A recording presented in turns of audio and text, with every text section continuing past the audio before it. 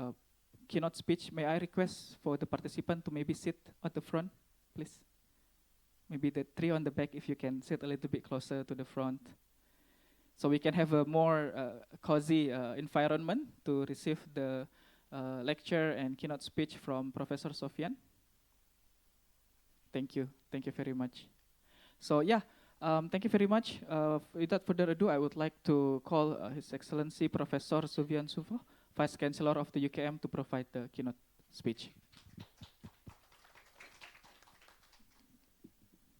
Bismillahirrahmanirrahim. Assalamualaikum warahmatullahi wabarakatuh. Selamat pagi, good morning everyone. If you have a clicker, then maybe I can do a bit more justice. Right, I've been given 15 minutes to speak. This is a very heavy topic on investment. And first of all, I would like to thank the organizers, ASEAN Center for Energy and other co-organizers for inviting me to speak at this important event. I'm going to focus on geopolitical challenges in relation to investment in energy. And then we are going to relate this to priority economic deliverables under the ASEAN Chairmanship 2025. And then how do we go about investment, preparing investment in energy. Energy sector has been receiving a lot of focus in the past few years. And the most important thing is energy has always been linked with politics. So when you talk about energy, you have to talk about politics, international security and others. And in the past few years, we have been looking into various factors that have an impact on the investment and also development in the energy sector. One is the international and regional security for global norms. For example, Southeast Asia, we have South China Sea. And South China Sea has been one of the main sources of petroleum, oil and gas activities. There are so many countries involved. Malaysia is one of the early pioneer in the energy extraction from from South China Sea. And then we have the latecomers like Myanmar. Myanmar has been producing gas for many years, and because of the political challenges in Myanmar, all of a sudden many investors pull out from the region. So that actually has an impact on the energy supply in not just in Southeast Asia, but also in the world. And then we have South Sudan, who used to be one of the main sources of energy, oil and gas, but unfortunately the continuous civil war in South Sudan has also affected investment. For example, Petronas has to pull out from South Sudan because of the situation, and now Petronas is filing legal claims against South Sudan in the international arbitration. And of course, the Middle East has been the focus, and the Middle East has always been subject to a lot of volatility in the economic and security sector. Next, we have the movement towards climate and sustainability concerns. People are looking into energy, but moving towards renewables. Now with the net zero policy driven by the United Nations, we are looking into more R&D and development and focus on renewable energy. Solar, we have hydrogen. People are also looking into other sources, including clean nuclear. And then another factor which will have an impact on energy is the trade and technology war between USA and China. We cannot run away from this trade.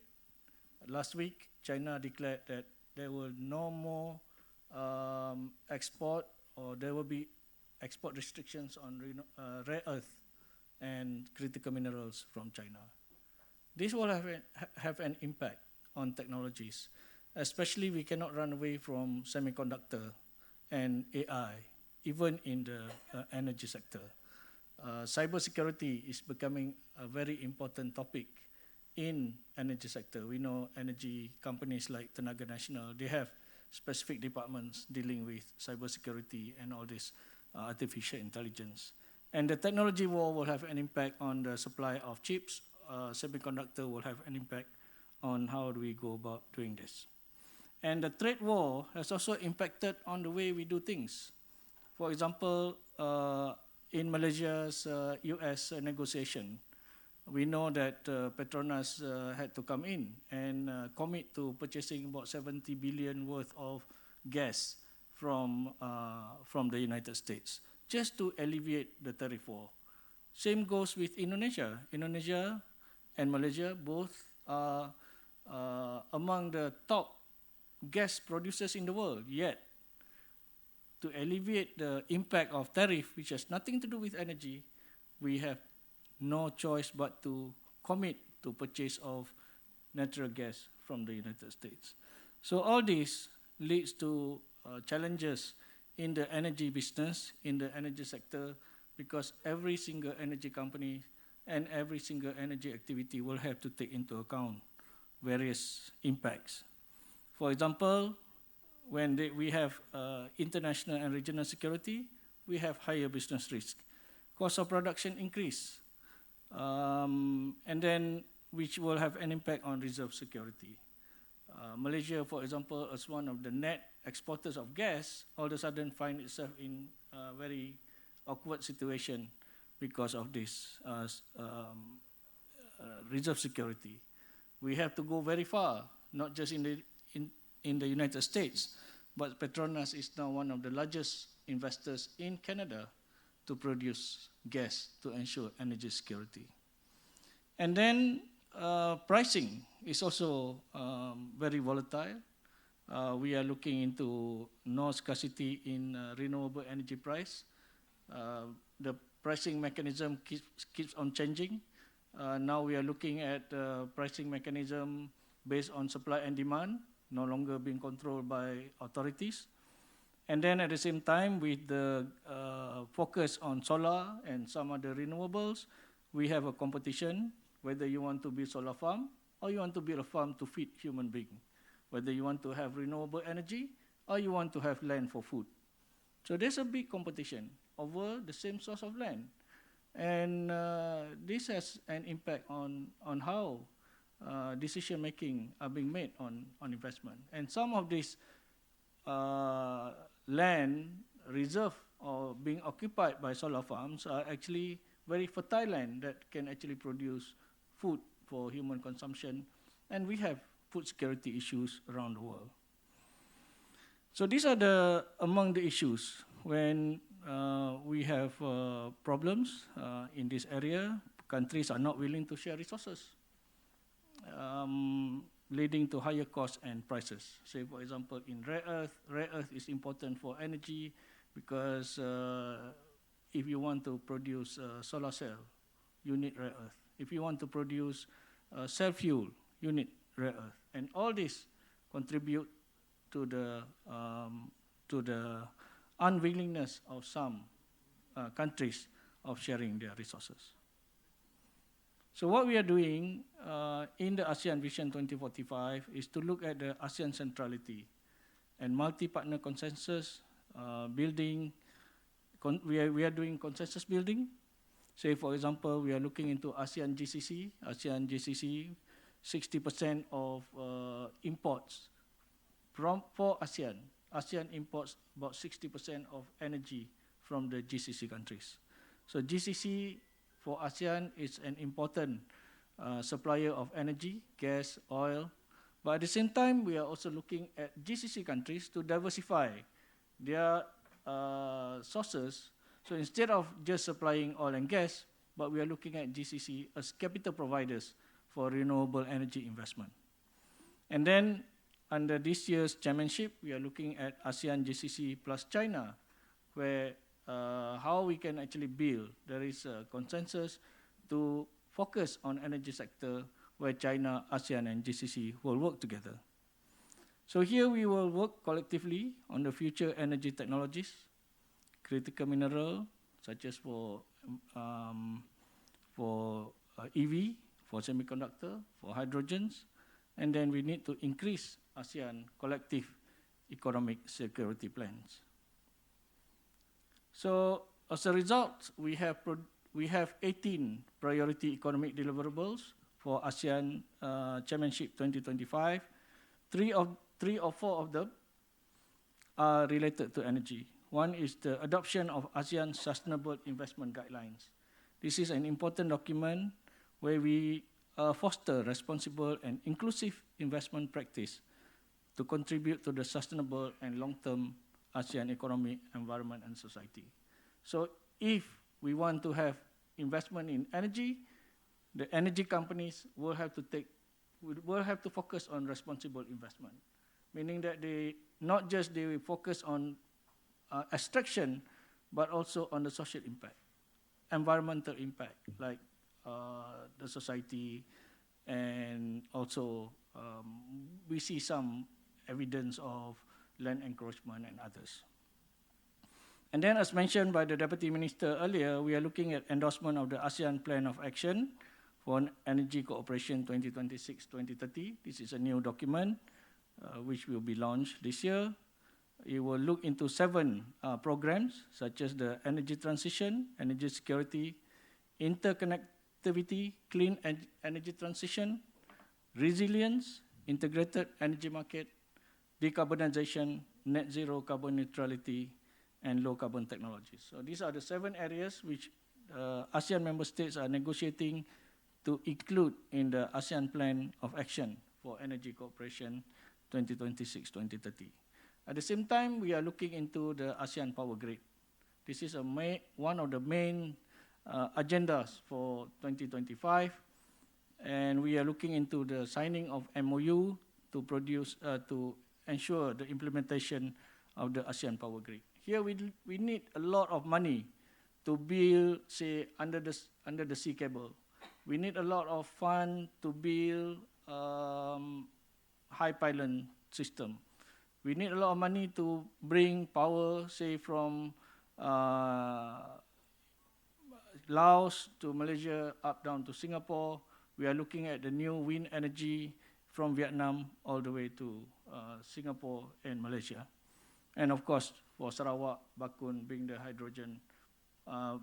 hydropower producer, to transfer the power to Singapore and this part of Malaysia. And then we have the development of ASEAN Capital Market Forum, which actually deals with how we gather funds and encourage a green transition. So if we don't have capital market, we are not able to raise funding for investment in energy, especially in the renewable energy area. And then the most importantly is to catalyze access to financing for climate resilient and just transition in ASEAN, where we require a lot of money to build the infrastructure. So the Central Bank, Bank Negara Malaysia, together with multilateral funding organizations like the Asian Development Bank and International Finance Corporation under the World Bank, they are working together to build a multilateral funding system to ensure that we are able to have access to the capital market, which require a lot of funds to build the energy investment. And for Malaysia, we are looking at energy as an important part of national investment and national development agenda under the 13 Malaysia Plan. We are looking at creating value chain. We're looking at productivity. If we look at the national plan, for example, we want to increase data center. Data center requires a lot of more energy. If we are looking at building a semiconductor industry to build AI chips, this requires a lot more energy than what we expect. So all the investment plan will have to take into consideration the high cost of energy production moving forward.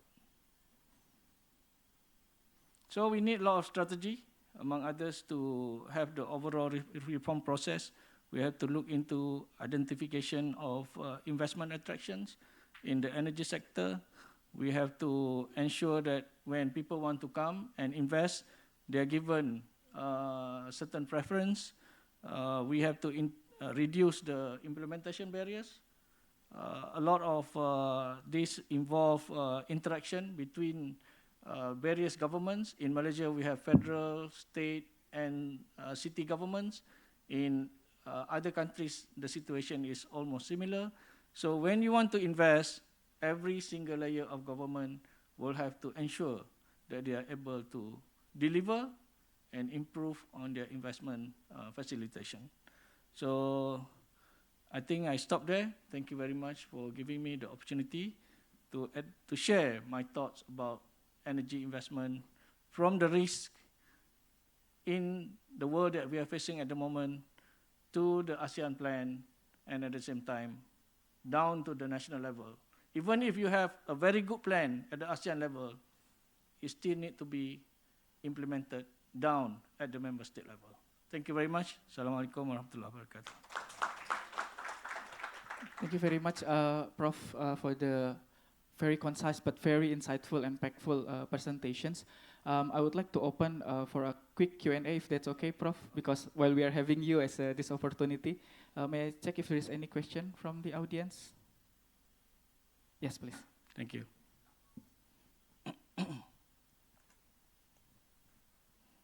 Good morning. Thank you, Professor, for your presentation. My name is Rido from Ministry of Energy and Mineral Resources of Indonesia. You mentioned about the US and China trade war and ASEAN power grid. From your perspective, are there any possibility that US-China trade war will be influence the ASEAN power grid implementation? And how do you believe the ASEAN member state will be reach consensus on this plan? I think this. Thank you. Okay, thank you very much. Right. The ASEAN power grid, there are various elements of ASEAN power grid. One, I think if we look at the transfer of power from Laos to Thailand to Peninsular Malaysia down to Singapore and to some parts of Indonesia. Another angle is we are looking at the Indonesian side in Borneo, transferring power to Malaysia and otherwise. There are some potential political impact because of the investment. If we look at Lao PDR, most of the investors producing hydropower in Lao PDR are basically non-Lao companies, including Korea, China, and others. So there could be some element of political game in the implementation, one. Number two, if you want to build the power grid, you need to build the infrastructure. I don't have to explain, everyone here understands that infrastructure is not cheap. You need pylon, you need undersea cable, you need everything. And where the money is coming from. So we have, say for example, the ASEAN Infrastructure Investment Bank of China. They have been investing a lot on this infrastructure. But we know in ASEAN, although we are supposed to be centrally ASEAN, but each and every member state has its own preference. We have member states who would like to work with China, and we have member states who are inclined to Japan and other forms. And like I mentioned earlier, the multilateral funding arrangement with World Bank, Asian Development Bank, or IFC, these are inclines toward the Western, Japan and Western political power. And AIIB is inclined towards China. So there could be some struggle in the investment in infrastructure. That's potentially the impact on the ASEAN power grid. Okay?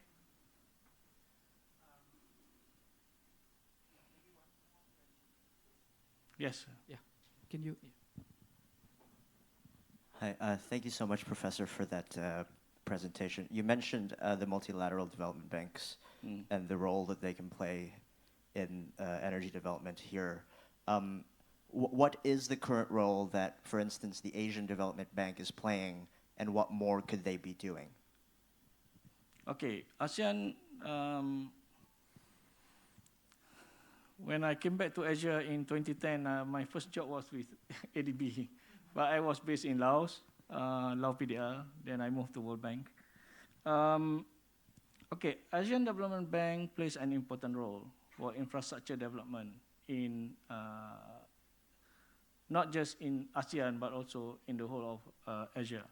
But ADB has been playing an important role in the infrastructure development in energy sector, especially in promoting the green transition.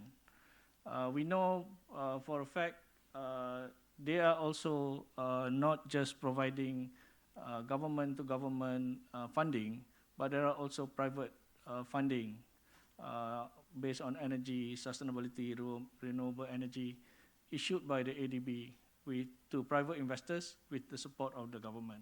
So this is an important element because we are not just looking at government being the main driver, but we need to get the private sector to drive the energy investment.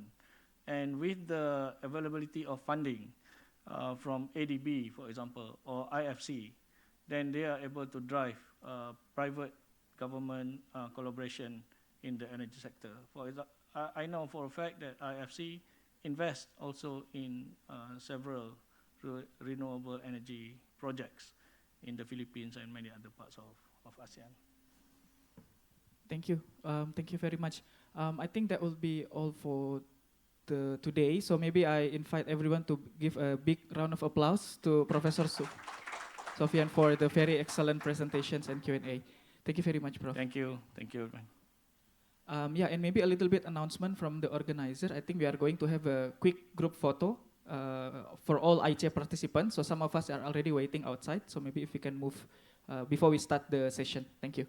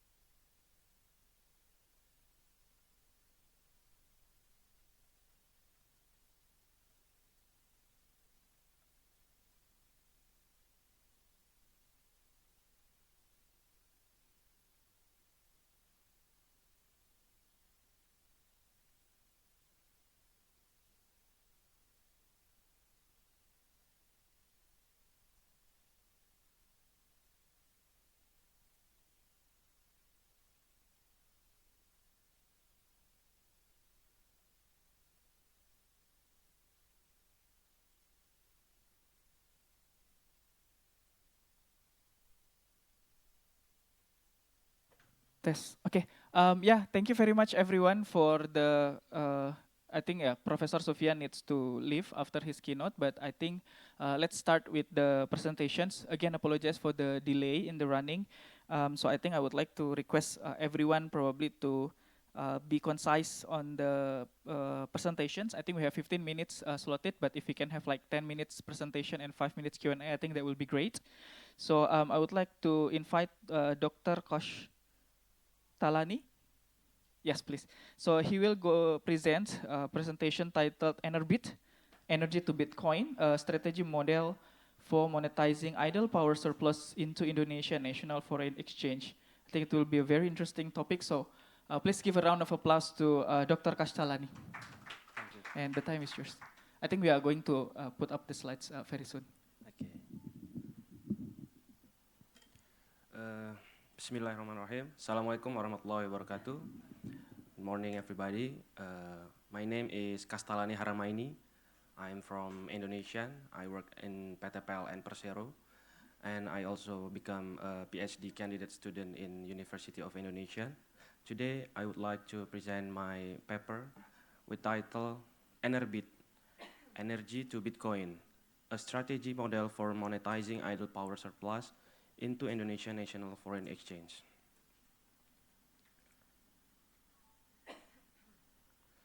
So there is two main problems in Indonesia, especially in PLN, that we face today. The first problem is oversupply, because we have a lot of power plant that has not been distributed the electricity because the demand and the supply was not met. So there's 48 capacity factor with 52% reserve margin that approximately the financial loss is 1 million US dollar. And then Indonesian target for electricity growth is 6.9%, and nowadays still 4.8%, that still not met the electricity growth in Indonesia. So we offer an idea, Power to X. Power to X is a method to convert kind form of energy to another kind of energy or maybe product. And then we offer to convert it to Bitcoin. Bitcoins is a new technology that store of value and also the store of energy, because to make a one Bitcoin we need energy. So Bitcoin is not like fiat currency. It needs energy to make one Bitcoin. So with the excessive energy in Indonesia have, we offer to convert it to Bitcoin. So why Bitcoin? Bitcoin is decentralized. There is nobody can control Bitcoin. Bitcoin is also safe because it is protected by technology SHA-256. Bitcoin is also transparent. Everybody can watch every transaction over the world. And Bitcoin is universal. Everybody and anybody can transaction over the world. Bitcoin is also as a new class asset. Today, the class asset is 1 trillion US dollar. And also Bitcoin is high demand because the supply is fixed, but the demand is also growing.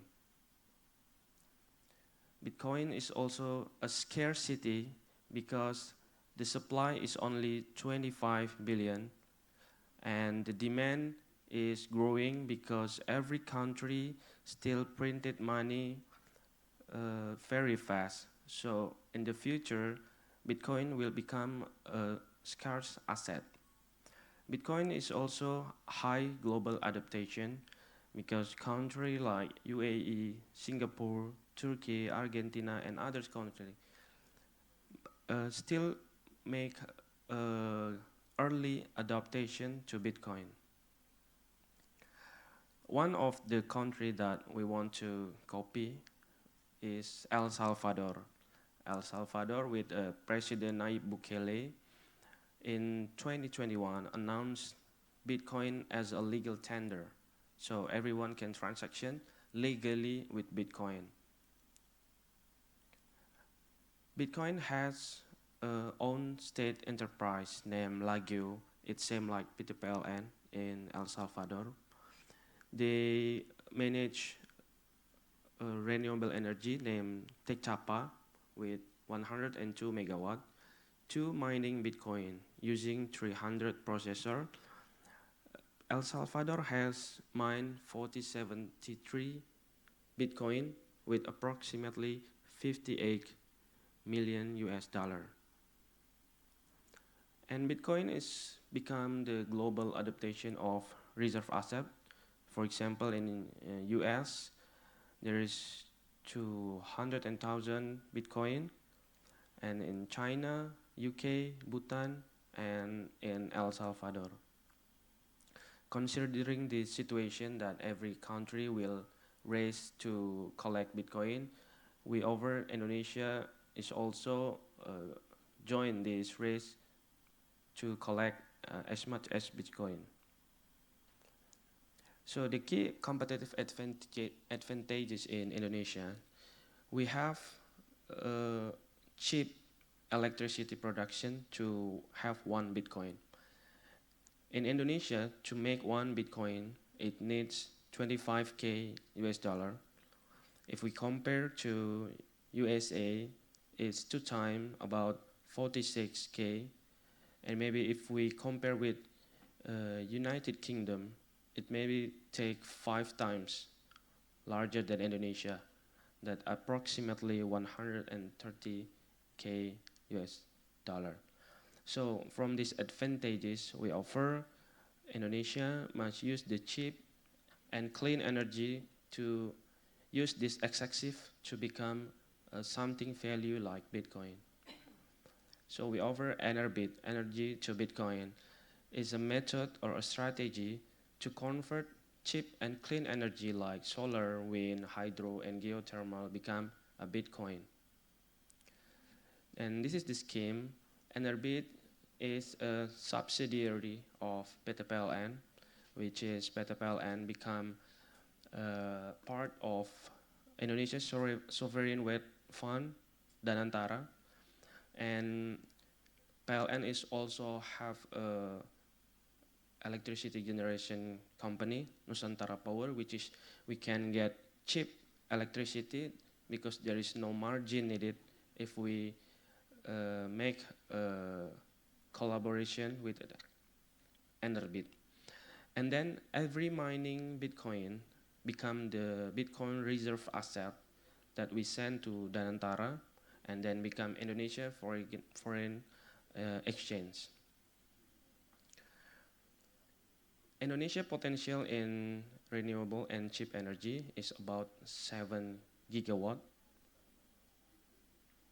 There is hydro, geothermal, and other renewable energy. The capacity factor of hydro is still 22%, the geothermal is 43%, and other renewable energy is 34%. So actually we have 7 gigawatt potential, that excessive energy that we can use to convert it to become Bitcoin. And with this calculation, this 7 gigawatt, we can become contribute to worldwide mining Bitcoin 36%. So Indonesia contribute 36%, and we can mine about 56,000 Bitcoin, which is valuable 7 billion US dollar. And the effect of electricity growth, it can increase the capacity factor to 75% and increase the annual energy absorbs about 58 terawatt hour per year. This concept needs capital expense about 3.15 billion that pay once, with the operational expense 3.24 billion per year, with approximately profit 7 billion US dollar per year, or payback period 1 year, with EBITDA 3.8 billion US dollar. So the conclusion, Enerbit has the potential to become a strategic solution for Indonesia to address electricity oversupply and diversify its sources of foreign exchange revenue. And Indonesia has a unique combination of low-cost energy, abundant renewable energy resources, and strong digital economic potential, which could position the country as an energy to crypto hub in Asia. The capacity factor of renewable energy could increase from 33% to 75% if optimized for Bitcoin mining utilization.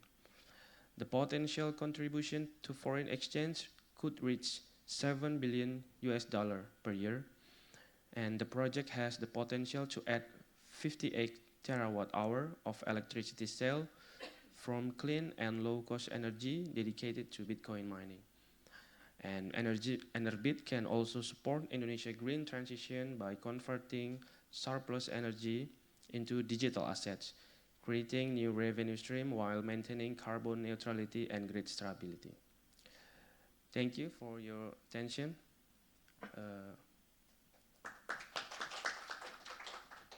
Yeah, thank you. Thank you very much, Dr. Kastalani. So 10 minutes, thank you very much for giving that time. So maybe we have questions from the audience. Yes, please. Can you give it to him?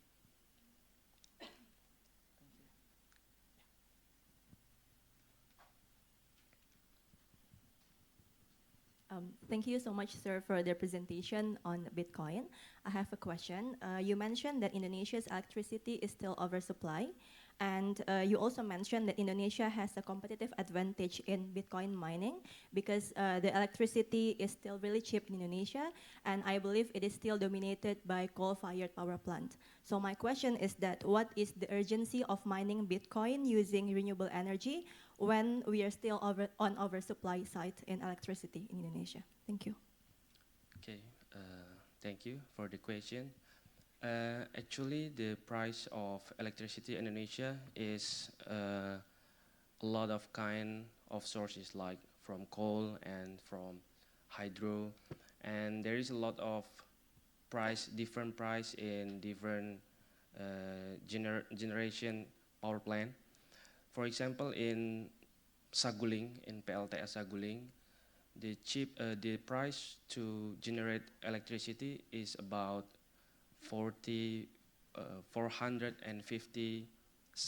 rupiah per kilowatt. So we think it is cheap electricity to generate electricity, and the capacity factor of Saguling is almost about 60%. So we think that with the cheap electricity, it is so if we cannot optimize it, it become a cost because the capacity factor and load factor, the more capacity factor, the less cost. So I think maybe we prefer the clean energy first, and then if maybe there are another coal power plant that still cheap, we can use it to mining Bitcoin also. But we prefer clean energy because there is no excess carbon if we use to mining Bitcoin. I'm sorry if Thank you. Any other questions, please?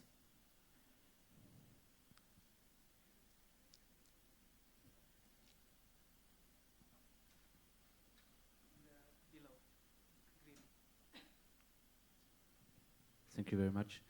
Just a quick question about the legal framework in Indonesia for Bitcoin mining. Is it allowed right now to do it, and is PLN in favor of doing it, or what are the discussions right now also with the mining companies, right? The private sector would actually set up the mining. So I'd be interested to hear about this. Thank you. Yeah, thank you for the question. As I know, the regulation of cryptocurrency especially is now as a legal asset to transaction with Bitcoin.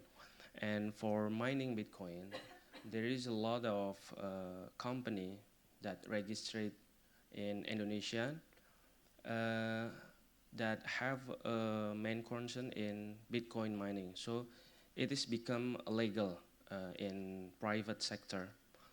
However, PT PLN still not nowadays still not in this sector, but maybe with this idea, and we will discuss more to maybe in this business as soon as possible. Thank you. Is that okay? Maybe one last questions.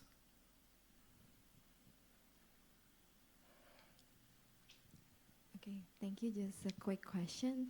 Is it possible that Bitcoin mining from the cheap renewable energy to be cross-subsidized for the cost of renewable energy that's still high, like a solar panel in Indonesia?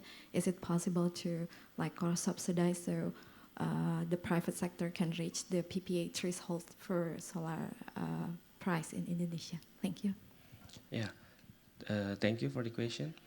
I think it's achievable because PT PLN is actually under the Danantara, which is sovereign wealth fund in Indonesia that focus in finding profit.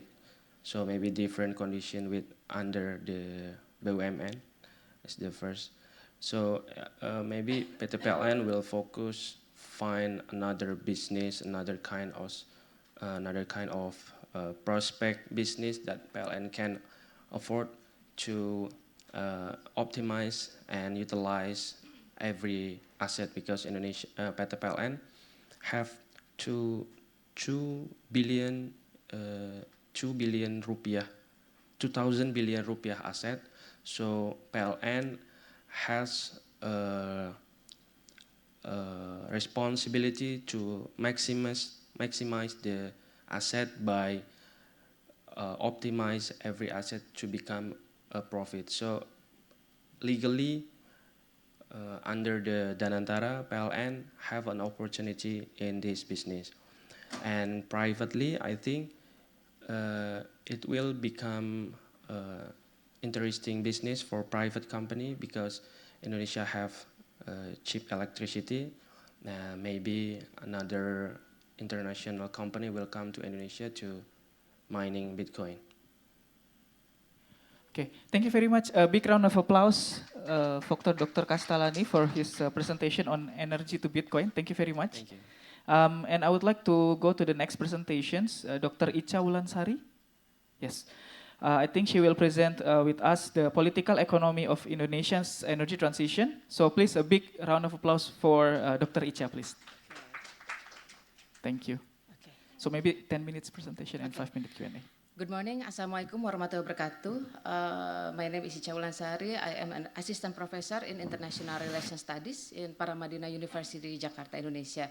And then I would like to present the political economy of Indonesia's energy transition. Okay. Okay, the energy transition is the global structural is based on the international relations studies that this is force us, especially in Asian people, to make the structural shift toward to low carbon energy. And Indonesia is increasingly positioned in energy transition, but we have to deal with these developmental issues in terms of the cheap energy that this is in line with the previous presenters before. Indonesia's renewable energy targets, Indonesia has strengthened multilateral and bilateral regions, but today Chinese investor is the dominant actors that they are mostly dominated in the investment in energy transition. And despite Indonesia's assertion regarding its pursuit to energy transition, coal is designated as a new energy source because of Indonesian people need the affordable energy, and unfortunately we're still using the dirty energy, the coal, because the electricity needed. And the challenge of this energy transition is the how Indonesia position as peripheral country. This is give us the potential vulnerabilities, both economic, social, and environmental. And I would like to present this. Thank you. I would like to present this analysis through the Capitalism theory. First of all, today the Anthropocene become the strong word to give us the situation that we have to deal with the crisis, especially in the climate change. But the Anthropocene is not enough to deal with the situation. It's not enough to give us the awareness, as, especially for developing countries, to be aware that we have to understand that the situation, the geographical context, and then the geopolitics based on the professor previously present that the geopolitics in South global community, we face with the vulnerabilities, especially for the energy transition. And I prefer the capitalism theories come from the Jason W. Moore. The Moore said that we have to understand the word ecology, that this is necessary, how capitalism, and I think this is in line with this, with the presenter before, that how Bitcoin, this is the practical of the capitalism, that this is the system of power in terms of the politics and economical politics that construct a web of life, connects to human relationship with geography, but this is related to the economic politic that in line with the situation of today, the planetary crisis, that how the presenter before just in line, and he mentioned many words with the cheap energy, and this is for based on the James Moore theory, that the cheap nature, it means that not only nature, cheap labor, and then cheap raw materials, and that's all cheap. It makes the condition getting vulnerable. And the perspective of political economic geography, I would like to stress this. This is the critical political economy for analysis in terms of energy transition. That's, this is the process of accumulation, innovation, competition, and social mobilization. And the practice of just transition is a political economic context that enlighten who become the winners and the losers at the same time, and how the distribution of energy and side effects of energy transition. And this is this analysis give me the deeper understanding how the energy extraction, how the industrial energy extraction becomes so vulnerable, especially for the people who depend on their living on the natural resources as their livelihood. And just transition requires legitimacy, various regulation, and the regulation is not standing alone, because this is related to the global structures, and then including trade, investment, labor, industrial policies, and environmental policies. And Peter Newell, he is a sociologist from the UK, give me an insight in terms of the energy transition of Green New Deal framework. Green New Deal is the global structure that this structure introduced in the US and today introduced to the European Union, just to tackle the economic crisis in the Western countries. But unfortunately, at the same time, and developing countries face the vulnerable issue due to the Green Deal issues.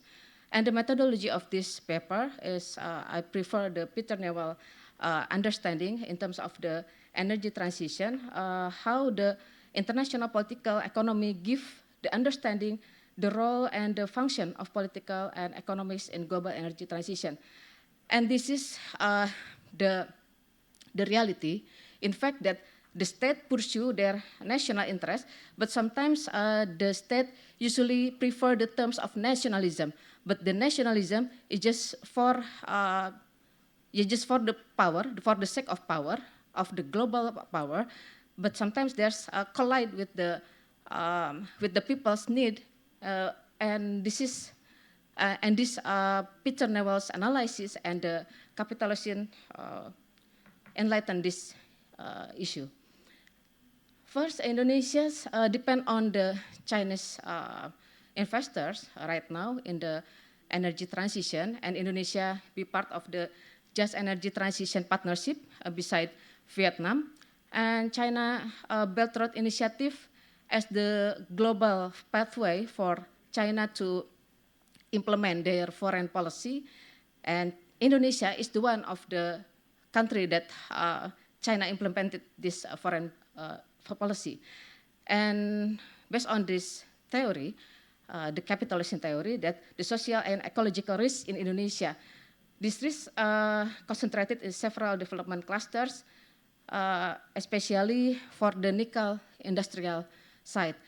For some people, nickel as the material for the energy, for the battery of the electric vehicle, for the what we call it, for the green transportation, but at the same time, how this industry is not sustainable at all.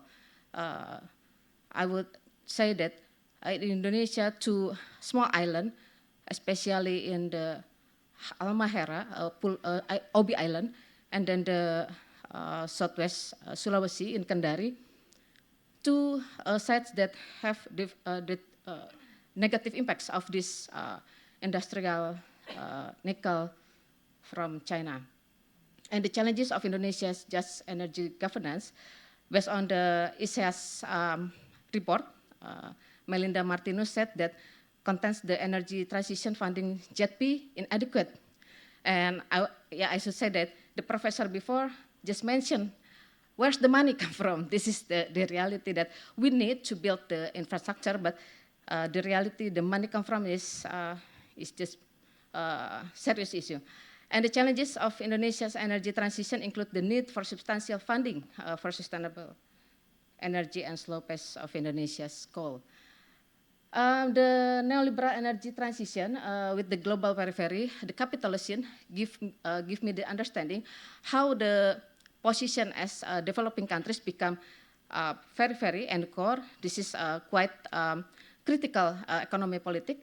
And then how the neoliberal energy transition force us to build the nationalism issues in terms of the energy transition and the historical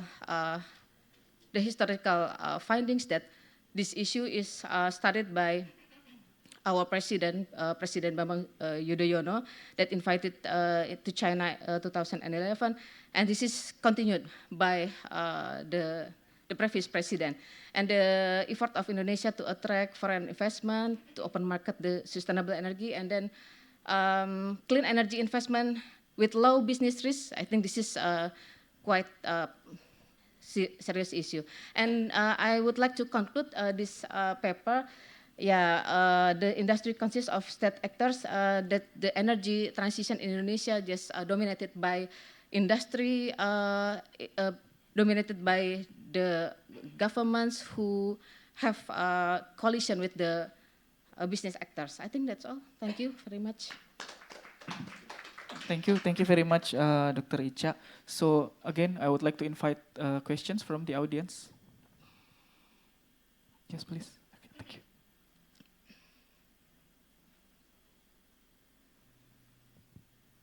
Hello, thank you very much for the nice presentation, Bu.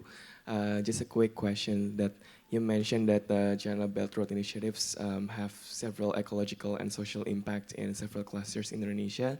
And I'm just wondering, like, based on that finding, what kind of safeguarding maybe like you think that needs to be put in place in order to ensure that these kind of initiatives do not cause a lot of ecological and social impact? Thank you.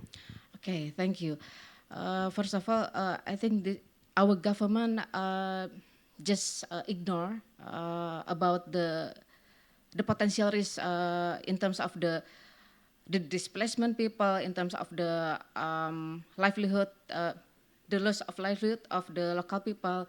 But our new government, they just put the economic growth as the main priorities for the more than 8%. I think the single narrative is give us the for example, for me, give me the yeah, it's not good. It's not good at all because we have to deal with these ecological issues and then the social issues.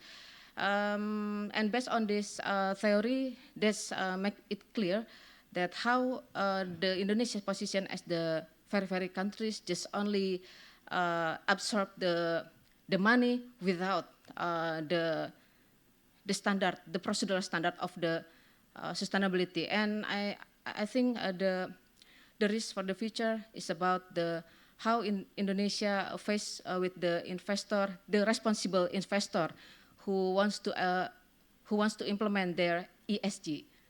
I think that's all. Yeah. Thank you. Any other questions? Okay. If not, thank you very much, Dr. Ica. I apologize that we have to move to the next session. Thank you very much. I would like to call next Ms. Juanita Budiman, who will present the comparative analysis of green sukuk utilization for renewable energy financing in Indonesia and Malaysia. 10 minutes presentation, please, and then we're gonna have like 5 minutes Q&A. Is it okay if I take it out? Of course, thank you.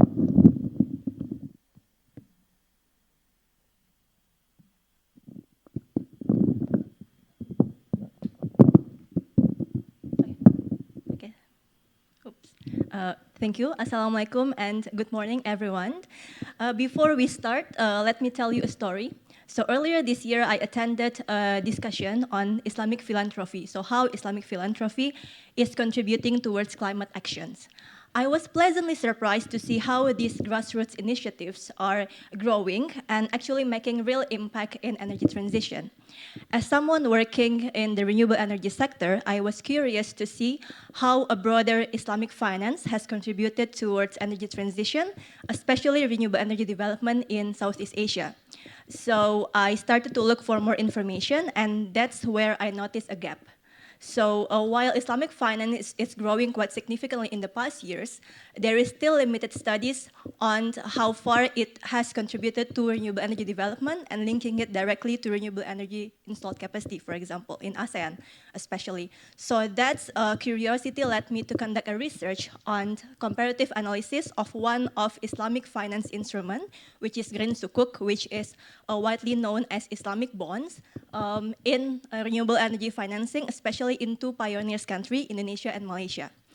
So I'm Yonita Budiman, a renewable energy consultant from Indonesia. And in the next few minutes, we will explore more about green sukuk and how its role in supporting renewable energy development in Indonesia and Malaysia. Oops, sorry.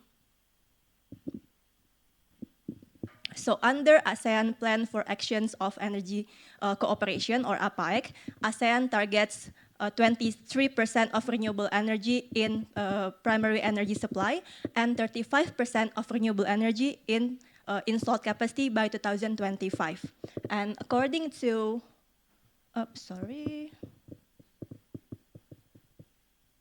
and according to IEA, it requires about approximately 190 billion US dollar per year of investment. And although investment in Southeast Asia has significantly shifted toward cleaner energy over the past years, there is still far below the target of 190 billion US dollar per year. And debt still dominates capital flows in this region. So it highlights for the need to boost energy investment and also diversify its financial instrument. Sorry for the noises.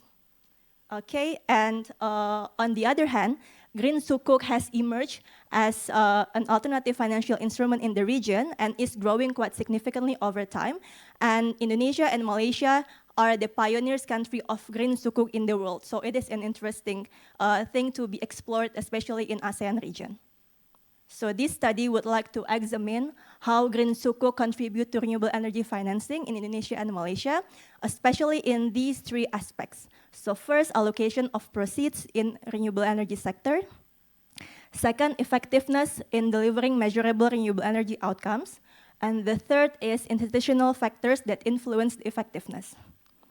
In this study, we use comparative mixed methods analysis combining quantitative allocation data and institutional assessment.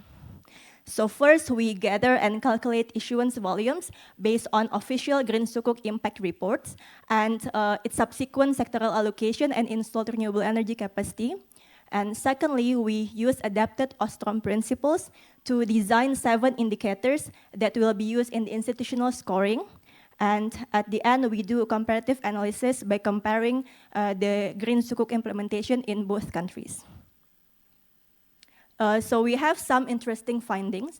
The first one is on the allocation pattern. We see that Indonesia and Malaysia's Green Sukuk has contrasting models and also contrasting allocation patterns. Indonesia Green Sukuk is dominated by sovereign-led Green Sukuk, in which the funding allocations align closely with the national budget priorities, such as waste and water, climate resilience, and sustainable transport.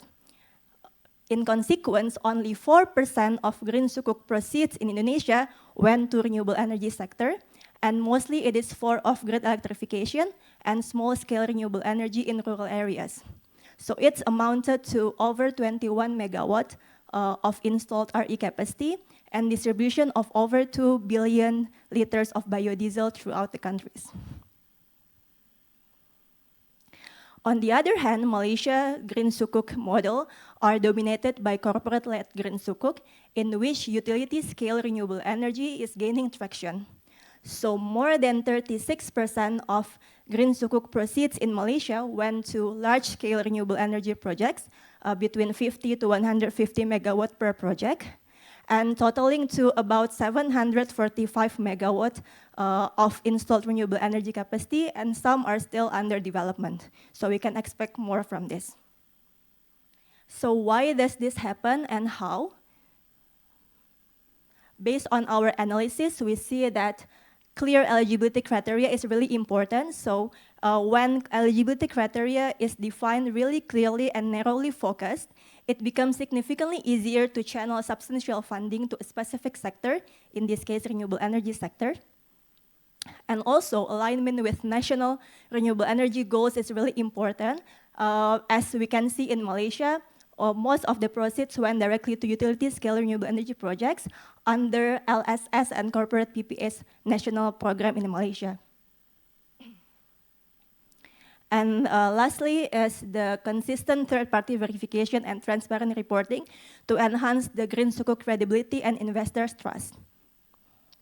Although it might not directly link to allocation to renewable energy sector, for example, we see that it is important to enhance the credibility and to improve investors' trust on the long run. In conclusion, we see that Indonesia and Malaysia's Green Sukuk models reflect trades-off between broader climate finance, as we see in Indonesia Green Sukuk model, versus targeted focused renewable energy investment in Malaysia. From the findings that we have presented earlier, we can see that each model has strengths and weaknesses. So what if we learn from each other and shape Green Sukuk model and governance that has more impacts in energy transition, especially in renewable energy development? So here we offer 3 actions to enhance Green Sukuk impacts on renewable energy development. First is to set clear, credible rules and eligibility criteria to improve the clarity for investors, but also to reduce greenwashing. And second, to ensure Sukuks proceed directly advance renewable energy goals, we need to align closely with the national renewable energy goals and targets and programs. And the third is to build long-term trust to verification and regular, transparent reporting. And we believe future research should explore more about the Green Sukuk implementation in much greater detail via interviews and FGDs. And finally, this is an ongoing research, so we are really open for any feedback, any questions and comments, and also potential to collaborate. Thank you. Thank you very much, Ms. Yuanita, for the very nice presentations. I would like to open the Q&A for the audience, please.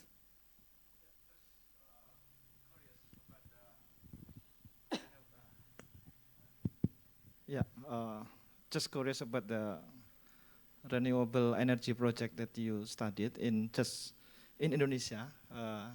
Is that all renewable energy projects that's been funded by the Green Sukuk, or how much parts of this renewable energy project, for example, in the building sector, for example, for building integrated photovoltaics and any others? Just curious about that, the percentage or proportional. Yeah, okay. Thank you. So I think we can open my annex slides, my backup slides, as I show like a table with more details on the sectoral allocation. So yeah, in this study, we focus more on renewable energy projects, which is mostly on renewable energy power plant, and also, so basically biogas, solar PV, hydropower plant. But mostly in Indonesia, we use, the proceeds of green sukuks went to small scale and off-grid electrification in rural areas. So maybe we can open the backup do we have slides. the backup slides if we move forward? That has table. I think the last backup slides that I have, the last one that has table with numbers. Yeah, this one. So this is the sectoral allocation of green sukuk in Indonesia and Malaysia over years. If we want to see the sectoral allocation, we can see on the first table. Here, renewable energy, and then we also have the green building. So I suppose the green building on that, but if it is rooftop solar PV, it will be under the renewable energy sector still. Yeah. With the energy efficiency. Yeah, energy efficiency, mainly on energy efficiency of industries that they have here. Yeah. So this is taken from the official Green Sukuk impact reports that is publicly available. So we can check line by line what are the projects that are funded and the description. And when comparing the two Green Sukuk models in Indonesia and Malaysia, when comparing the both reports, I can see that Indonesia's reports are quite detailed, but then it's not, they did not really disclose in detail of how much capacity per project, because some projects are bundled up into one, whereas Malaysia's corporate Green Sukuk impact reports are sometimes really clear, because usually one issuance only to fund one project, one big scale project. One simple question, yeah. if I may. Do you know why, for example, green building and renewable energy is quite small compared to others? And do you have any idea how to accelerate, in the future, for example? Thank you. Yeah, thank you so much for the question. Yeah, as I mentioned in the presentations, that Indonesia's green sukuk are all sovereign-led green sukuk. So the sukuk that is issued by the government. So it went through climate budget tagging. So it really aligned with the national priorities at that time. So when we can see here, we can see clearly that waste and water, climate resilience, and sustainable transport is the top 3 focus of the current government. However, if the priorities change in the future, it might also change the composition. Yeah. Thank you. Thank you. I also want to ask the energy efficiency, but maybe quick question. So who managed the green sukuk in Indonesia? Green sukuk in Indonesia is managed by the Ministry of Finance with collaboration with other ministries as well. The discretion of allocation in Ministry of Finance. Yeah, but they liaise with the sectoral ministries, for example, Ministry of Energy and also Ministry of Environment, on allocating the resources and the proceeds. Okay, thank you very much. Apologize that due to the time limitation, I would like to move to the next presentations. Thank you very much, Ms. Yuanita, and I would like to call Mr. Rifki Hakim Dewanto, who will share with us the fragmentations, conflicts, or cooperations, lessons from Indonesian evolving role in global carbon markets. Please, the time is yours. Yeah, thank you very much. Good morning, everyone. My name is Rifki. I'm from Wageningen University and Research. And maybe we've been talking about numbers, investments, and my presentations will be a little bit different. It will be a little bit conceptual. And I'll be talking about how carbon market evolves in Indonesia. Can I use this here? Yeah. So I would like to open my presentation with a question. How do we deal with climate change? as we know, we have to decarbonize, we have to reduce emissions. So one thing that we can do is to make emitting emissions more expensive, right? So we put price on emitting emissions. And the next is we can sell emission allowance, for example. That's what we know as emission trading system. And the next is we can pay other entity to do emission reductions on our behalf, or what we know as baseline and offset mechanisms. And these three combination is what we know as carbon market. And this carbon market is one of the most popular policy instrument, market-based, that we have been using for the last 3 decades or 30 years in dealing with climate change. We use it to drive climate ambitions, we use it to drive climate mitigation actions, we use it to drive renewable energy investments in Indonesia. And it has been growing quite a lot in the last 30 years. So much so that right now, carbon market in the global sense is very fragmented actually. For example, in the Kyoto Protocol era, we have the clean development mechanisms. Outside the Kyoto Protocol, we have the VCM, or the voluntary carbon market. And then we have, in each country, we have some kind of another carbon market framework. We have the EU ETS, we have China ETS. Indonesia has also just launched our new carbon market framework in 2021. So interactions becomes really tricky. What is the right carbon price? What is the right MRV system? How do we deal with cross-system transactions, and etc.? So based on these introductions and this background, I'm very curious because I've been seeing a lot of developments of Indonesia's new carbon market since 2021. So because there are a lot of interactions with the voluntary carbon market. And so the million-dollar question I would say is, how would the increasingly fragmented carbon markets interact with each other, right? Are they gonna sync with each other, or are they gonna be conflict with each other? But there are two caveats that I think I need to address here. That carbon market design is a political choice, and it also does not develop in a vacuum, but actually depend and respond to the interests of actors. So in that sense, I go to Indonesia, not just because I'm Indonesian, but because I think it's a really interesting case of carbon market development. So Indonesia is a non-Annex 1 country. What this means is that Indonesia in the past, during the Kyoto Protocol era, we have been implementing a CDM as a host country, because we are non-Annex 1. And then we also have a lot of VCM projects since 2015 or 2017. And as I said before, in 2021, we just launched a new national carbon market framework. So this is just a research question. So what I will see is that the first thing, the approach is that I will see carbon market as an institution. So what I want to see is that how the regulations have changed over time, how have the key actors that involve in carbon markets in Indonesia have changed over time, have the relationship changed, and have the norms and principles that drive the carbon market implementation in Indonesia also changed. So I tried to trace the development of carbon market for the last 3 decades in Indonesia. So this is just a little bit about the methodology. I interviewed a lot of people, from the government, academia, NGOs, CSOs, and many more. So I would like to bring you a little bit about the theoretical background of this research. So as I said before, I'm looking carbon market as an institution. So when I talk about CDM, I see that as a separate institution. When I talk about VCM, I see that as a separate institution. And for the new Indonesian carbon market, there's also another separate institutions.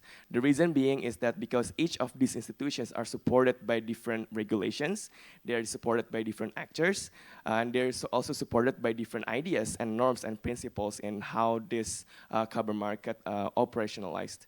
And by looking at as an institutions, we can see the embedding process, which means that we can see how carbon market is being affected by the socio-political context.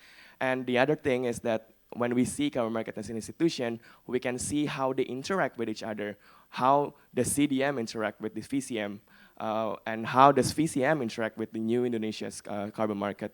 So we can see whether they are synergistic, whether they are cooperative, or are they conflictive.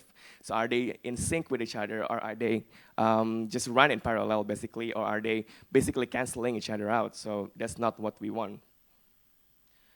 So my finding is that in the beginning, CDM start the shape of the global carbon market. We know that the main regulatory pillar of the CDM is the Kyoto Protocol, and there are several ideas that support the existence of global carbon market. The first is, of course, the social value of decarbonizations between the country states, because we understand that it's really important to decarbonize and to deal with climate change. And there's also the spirit of achieving sustainable development, because we believe that economic growth can be sustained also at the same time with the environmental protections. And the third, and this is one of the most important characteristic of the CDM, is the common but differentiated responsibility, is that we believe that because each state has different capacity. For example, for Annex 1 countries, basically the rich countries, they have more resources and they need to help the non-Annex 1 countries. So that's why the Annex 1 countries, they become the investors, so to say, to the non-Annex 1 countries to implement CDM projects such as Indonesia. And this finally, the very basic norms or ideas that support the existence of global carbon market is that we believe that by using market-based instrument, we can have economic rationality in dealing with climate change. We believe it will lead to economic growth, it will lead to energy investments, and we believe it will be the most economic efficient ones.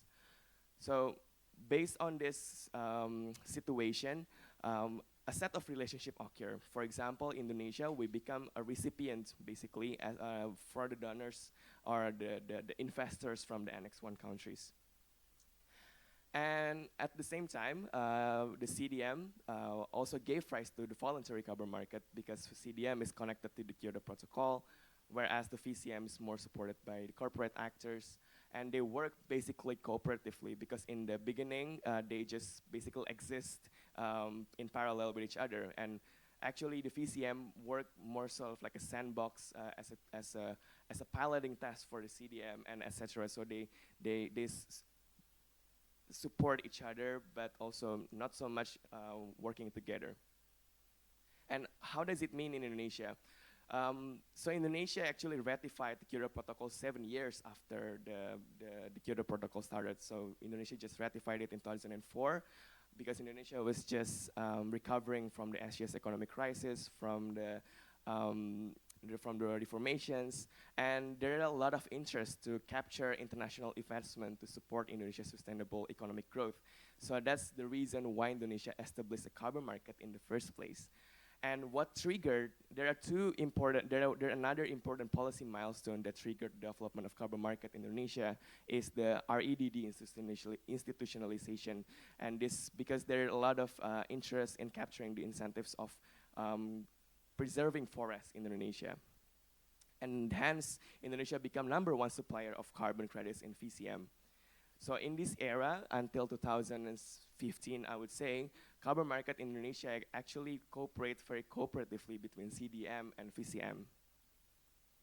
Because in the end, what the carbon market is for Indonesia is to made for and cater to international actors, and this is to capture investments and incentives.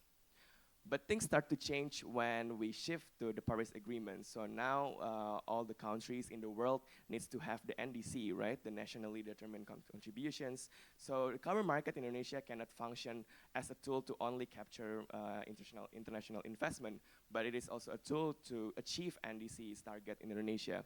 So in that sense, under that context, Indonesia government actually prohibited a lot of creation of carbon projects in 2017, and they're also developing the new carbon market framework. So as we can see here, after the NDC is established, we are making nuts and bolts of the new Indonesian carbon market framework. And by 2020, 2021, Indonesia launched the new carbon market. We're basically breaking off from the CDM and the VCM, and we are now establishing our new carbon market framework. And onwards, from 2021, all carbon projects needs to be accounted towards NDC and utilize the new carbon market framework. And this causes a lot of conflicts with the VCM, because in the beginning, Indonesian carbon market is for international actors, but after the NDC, what we are focusing in is for the domestic actors. But the thing is, at least until this research was written, there were no mutual recognition between VCM standards, such as right now we have mutual recognition standards such as with FERA and etc. But before there were no mutual recognition, so it was basically canceling each other out. So they are conflicting with each other. And there are a lot of domestic unreadiness in the new carbon market framework, because at least until this research is written, only 20% of the issued carbon credits is retired. So it means there are not a lot of domestic demands of the issued carbon credits, which makes sense. Which makes sense because the demand for carbon market is not natural. It is created by regulations. And if there are no clear regulations yet to attract or to trigger the demand, of course, there will not be like a very liquid market in Indonesia for carbon market. And the most interesting things also is that so far, the only carbon projects that is in Indonesian carbon market is energy or technology based, and there are not yet forestry projects because the regulation has not been launched. Whereas actually forestry is the most popular ones before. So what we see here is that there's a pruning of the global carbon market framework. So what we think carbon market should push decarbonizations. Actually in Indonesia, the idea is more pronounced, is about attracting incentives, international investments. And there are a lot of like internationally powered actors that we borrow the power to establish the carbon market in Indonesia. So I will skip this a little bit. So what does it mean for the future of global carbon market? So there are three things I think is important. The first is that we need to streamline the government involvement in carbon market operationalizations. Yes, of course, centralization is important, but we need to also let the market run its course. And the second is we need to solve complication in linkages of various carbon markets. So mutual recognitions, more synchronized between the carbon market frameworks such as the ASEAN Common Carbon Framework. That's one of the good examples. And we need to ensure the synergy in the fragmented global carbon market. So in conclusion, the global carbon markets in Indonesia triggered the development of Indonesia's new own carbon market, although the international dominated scene limits the ability of domestic actors, and the conflicts with other carbon market institutions such as the VCM actually reflects deeper issue, and there is an uneasy mix of market rationality and climate justice. And I think that's all from me, and thank you. Thank you very much, Mr. Rifki. So I would like to open the question from audience, please. Due to time limitation, maybe quick ones.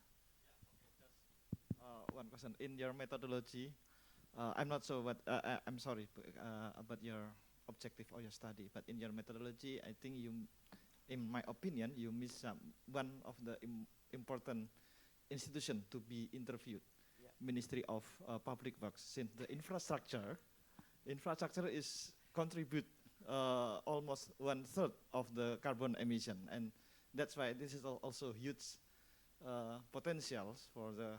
I think if you interview the Ministry of Public Works, so the conclusion might be a bit different. So as you know that next to me, Ibu Diana, so she is Vice Minister of the Public Works. Jadi Ibu Wakil Menteri, so you can interview her. I would love to. Yeah, and she will present in the next session in the 305. So if you are available, please. I think she will present very interesting about the energy efficient program in Indonesia. I think. Thank you. Just a small question. Thank you. Thank you very much, Pak. Yes, yeah, yes, of course, I would love to interview like more sectoral ministries, but it was more like a time limit, I would say, like instead of negligence, like I don't want to interview the Ministry of Public Works. It's more like time constraints of issues. But I would really be happy to listen to Bu Diana's presentations next door, right? I think, and after lunch, if I'm not mistaken. Yeah, thank you, Pak. Thank you very much. And second questions, please. Thank you so much for interesting presentations. I just jump straight to the questions because I'm also interested in carbon market, and I learned that with regard to carbon market, there's two sides of debate, right? One side is the market market-based mechanisms, and it will be a very big opportunity for a country for decarbonization. But on the other side, I think a lot of South Asia. I come from Myanmar and in Thailand, so I've worked with the community a lot, and there's discussions about how, from the civil society group, and discussions about social justice and how much benefit is going to the community, right? So there has been a lot of criticism for the carbon market. So I want to understand, what do you think in your study, institutional? I think you study institutional norms, right? So how does these community and civil society voices about the social justice shaped these carbon market as an institutions, and how have they been, how have they shaped this the progress, their journey towards this global market? Thank you. Yeah, thank you very much. I think it's a very important question about the social justice in carbon market. So, what is the role of CSO or NGO, if I may extend the question a little bit? So, for example, WWF, back in 2007, so after the CDM was launched, we have the voluntary carbon market, and voluntary carbon market requires standards and registries, right? We have the FERA, for example, we have the gold standards, we have Plan Vivo, and back in 2007, WWF actually collaborates with other actors to create a new standards that we now know as gold standards. So in that sense, how NGO can contribute is the co-creations of those kind of methodologies and safeguarding principles, and people on the ground actually to control and monitor about the social impacts and the benefit sharing of the carbon projects. So that's one example that I think in the future it's really important that these NGOs and CSOs are more aware, because there are a lot of interest of carbon market, I think, in all over the world, including in Indonesia. But to also see, be like a watchdog, I would say, to these carbon projects on the ground, whether the social aspects of these carbon projects are being respected and benefited the society as a whole. I think that would be my answer. Thank you very much. Big round of applause to Mr. Rifki. Thank you very much. So I would like to call the next presentation. I think we'll change a bit. So I would like to call Ms. Ira Susanti, which will share with us a conceptual tax credit innovation from Indonesia to green ASEAN's financial landscape. So the screen is yours.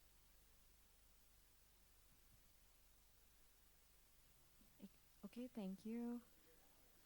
So, Assalamualaikum warahmatullahi wabarakatuh. My name is Ira. So here I'm co-worker with Dr. Erwin Suryadi, Kenneth Gunawan, and Kefir Gavin Gunawan. So today I would like to present about the conceptual tax credit innovation from Indonesian to green Asian landscape.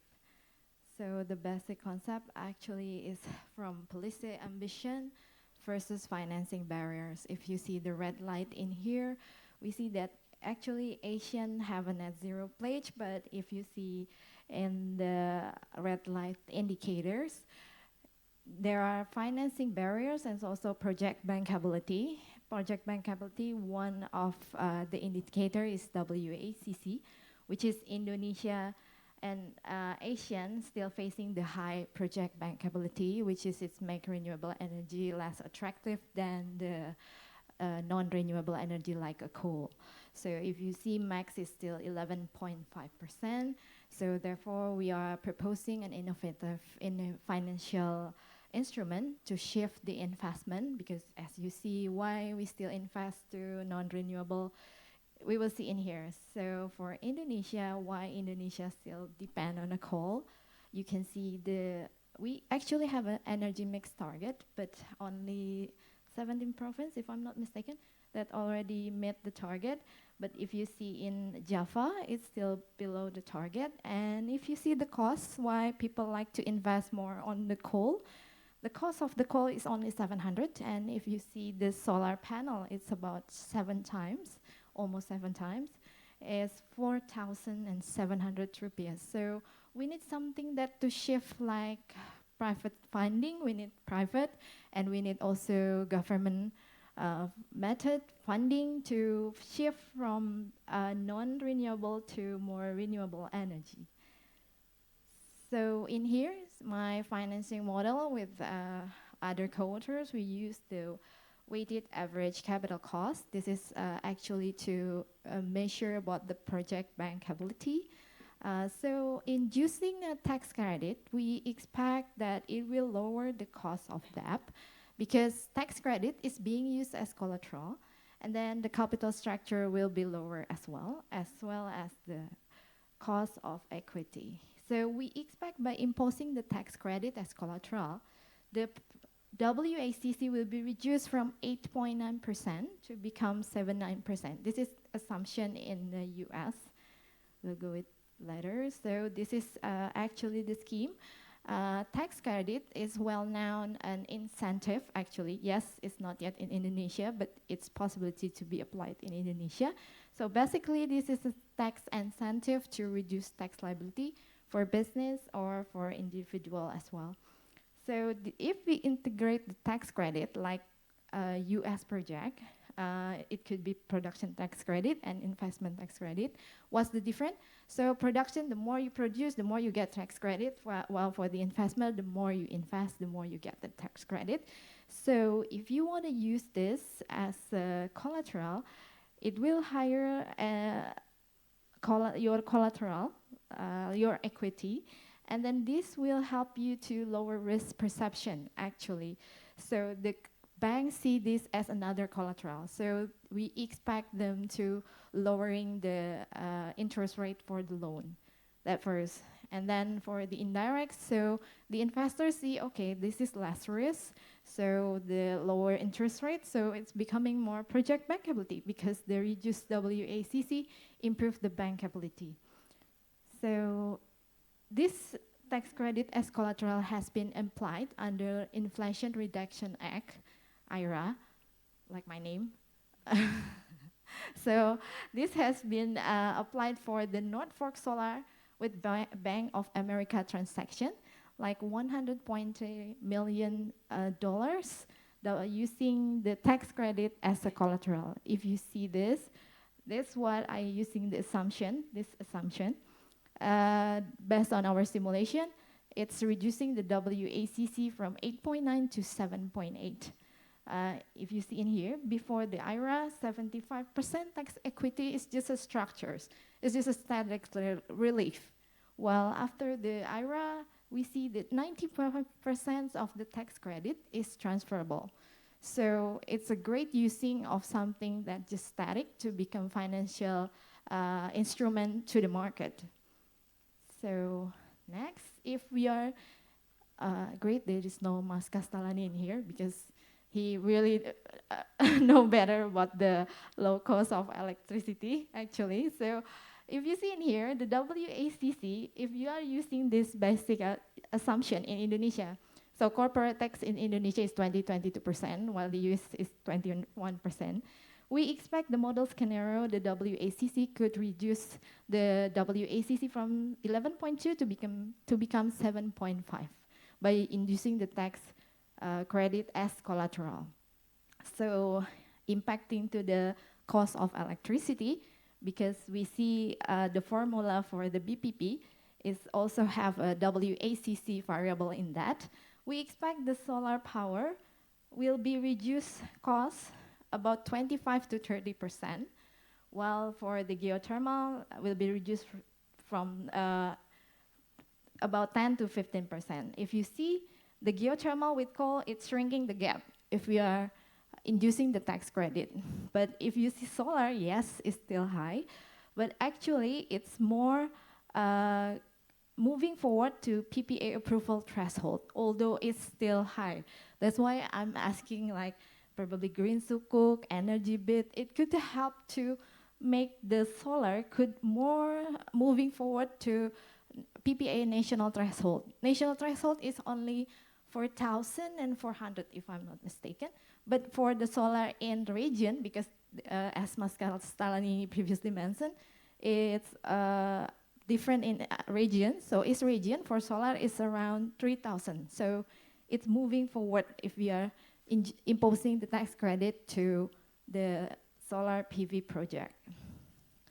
So this is my last slide. This is actually. So the result in discussion, we expect that on micro level, we really expect the tax credit, if using as a collateral, it could be increase the project bankability. So investor would shift from the non-renewable to renewable energy because it's less risky right now after using the tax credit as collateral. On the micro level, if I'm not mistaken, I just read about the Ministry of Finance report. They are using a recursive dynamic CGE modeling to see the evaluate green invest fiscal tool. So if there are many projects could use the tax credit as collateral, we can see the aggregate impacts for the future. Is it effective or not? That is future research, of course. And then for the regional level, we see this is a cross-border recognition of tax credit as collateral. Yes, tax credit remains sovereign, but it's just a trust between Asian regional to accept this as collateral. That's what we need. So this could be used as well, like Professor said at the early speak. It could be used as well for the ASEAN Joint Renewable Project. And actually, it's already aligned with the Asian Green Finance taxonomy to different regional capital markets. So basically, the innovation about this paper is about no extra fiscal burden. So we don't create new incentive, but we are use the static incentive to become attractive and to become dynamic in collateral for the renewable energy projects. So we want to shift the investment. As Professor say, investment is trade-off. It's the same actually for non-renewable and renewable. So because of the trade-off, we want to make the renewable energy more attractive rather than the non-renewable energy. So we are imposing the tax credit rather than just a static tax credit. We want to integrate as a collateral, so it will increase the project bankability and bridging fiscal policy with the green finance. I think that's all for me. Thank you. Thank you very much, Bu Ira, for the presentation.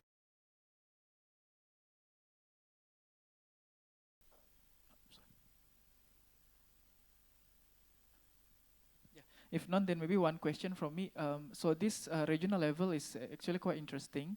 Maybe the question is it also happening somewhere else in the US or in the European case that the tax credit as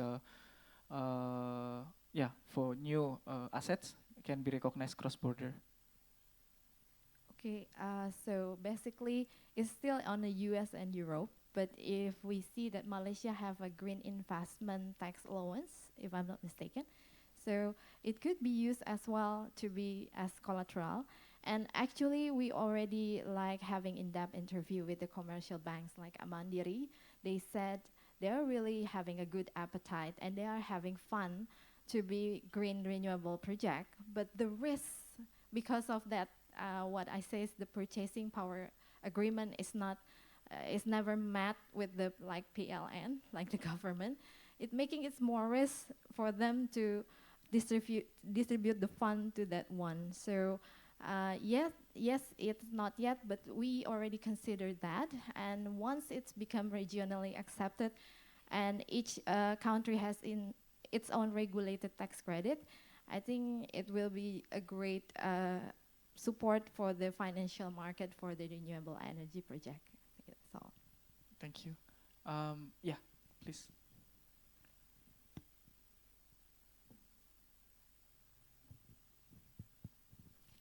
Thank you, Bu Ira, for a really great presentation on a tax credit. My question is that in your conclusion, you mentioned that by imposing tax credit, it can lower the solar BPP up to 25% and geothermal BPP up to 10 to 15%. So do you infer that tax credit will be more beneficial for solar PV projects compared to geothermal, or what do you think about it? Yes, actually the tax credit in here, I am imposing more on the production tax credit and investment tax credit like in the US.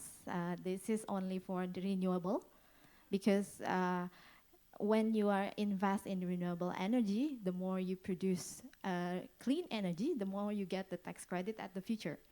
And for the investment tax credit, if you are invest more like in the solar grid, the more you invest right now, in the future, the more you get the tax credit. So that's why like coal is not really impacted, while for the hydro, solar is also not impacted because the infrastructure already there.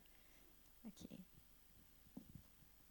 If not, then I would like to invite a round of applause to Ibu Ira, Miss, for the presentation. And our last presenter is Miss Aisyah Rusiana Dewi, who will present the hydrogen demand forecasting and techno-analysis feasibility using a diffusion-based model. So yeah, the screen is yours.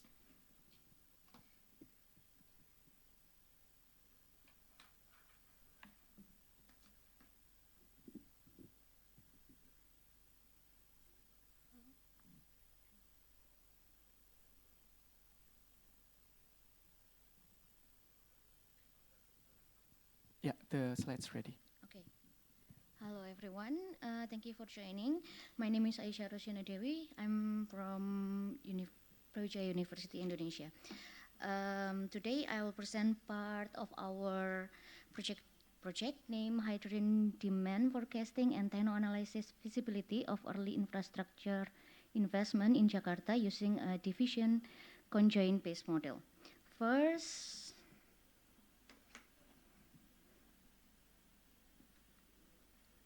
I ask you to shift from the advanced thinking of energy transition to be more practical. In this project, we tackle a practical yet underexplored question. In hydrogen vehicles, no adoption yet, but when will they come?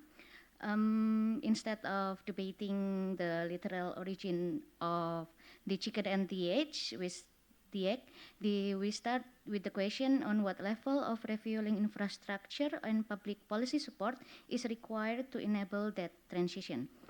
The motivation is straightforward. While battery electric vehicles have received much attention, heavy-duty and certain passenger segment may benefit from hydrogen fuel cell technology. But adoption hinges on both consumer preferences and infrastructure availability. Like Prof. Sufian mentioned before, we cannot take aside the approximate value of behavioral and or social. So our approach bridges those two domains. Two domains. We support measurable preference parameter from conjoint utility studies and translate them into dynamic modifier for a best diffusion model. Practically, the model accepts local input, historical EV adoption, historical electricity consumption for EV, and the demand concentration area of private vehicle, estimates of private car stock, discount rate, and for the utility value of we have a scenario-based measure of public awareness, brand trust, and hydrogen refueling station coverage. And then produce three policy relevant output. There is projected adoption curve, the required number of hydrogen refueling station over time, and a discounted cash flow analysis for infrastructure investment. These fill three gaps in the literature, integrating conjoint derived behavioral values into a diffusion framework, contextualizing projection for a major Southeast Asian megacity, and linking adoption dynamics directly to infrastructure investment appraisal. On the next slides, I will show the conceptual flow of our models, the key assumption we use, and the principal research question we aim to answer. If at any time you want a deeper dive, okay. Traditionally, technology adoption can be described using the best diffusion model where innovation and imitation drive the adoption curve. However, this classical model assumes that the market psychology stays constant. In reality, the behavioral of human and perception adoption can change over time.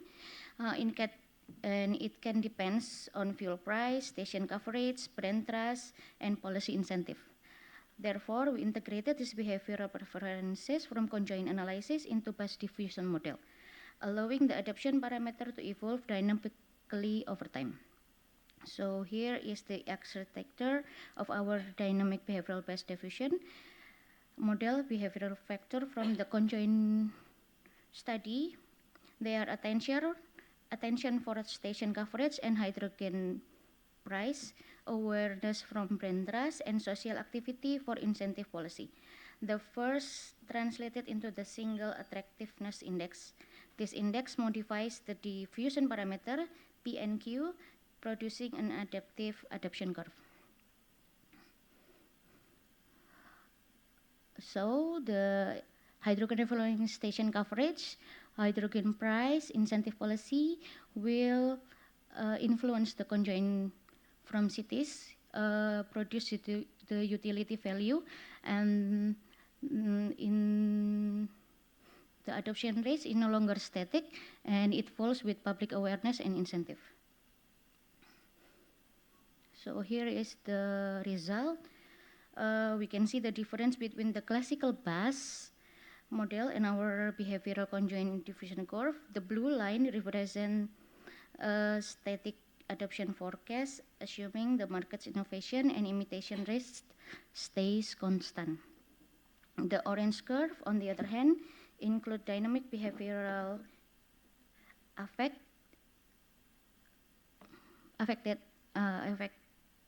the public trust, awareness, and incentive strength all influence the attractiveness of hydrogen technology change over time. Okay, what really changed here is not the structure of the bus model, but its parameter. Instead of fixed innovation and imitation rates, we allow P and Q evolve with the attractiveness index on delta T. This makes the model adaptive. It reflects behavioral shift in real time, giving a more realistic projection for Jakarta hydrogen transition. Okay. So here we summarize the main difference between the static-based model and our behavioral conjoint version. The behavioral model projects about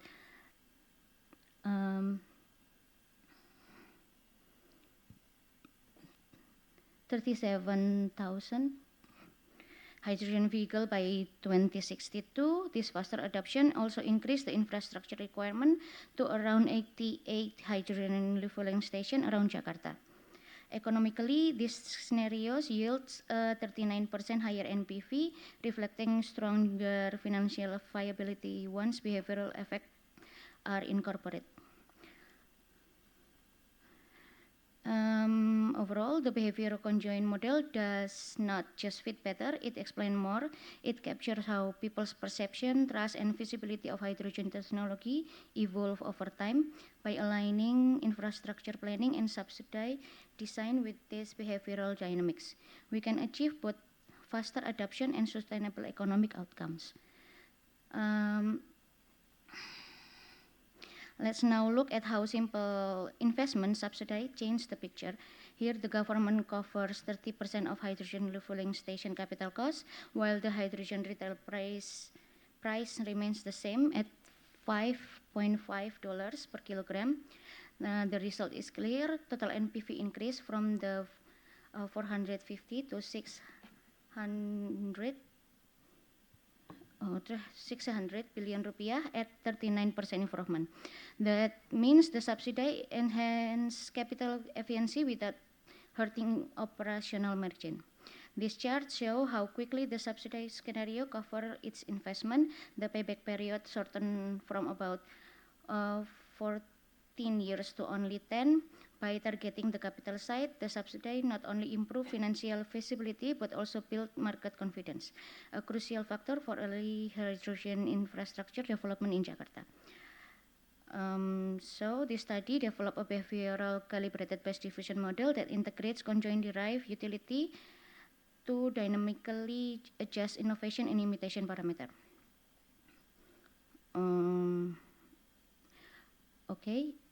From the key result, the behaviorally calibrated base model successfully projected FGEV adoption in Jakarta through 2062, targeting 12% penetration. And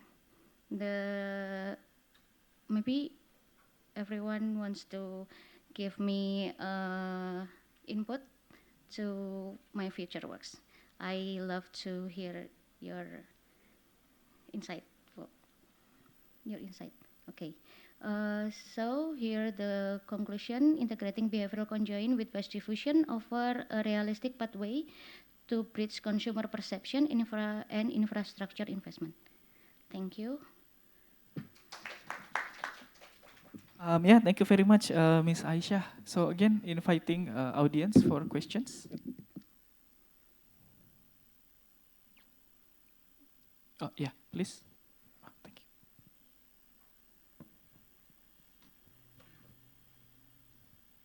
Thank you for the presentation. I'm just curious with the graph of the adaptation. So what's happened after 2035 that the adaptation is already stable? This means there is no new fuel cell EV or others. Thank you.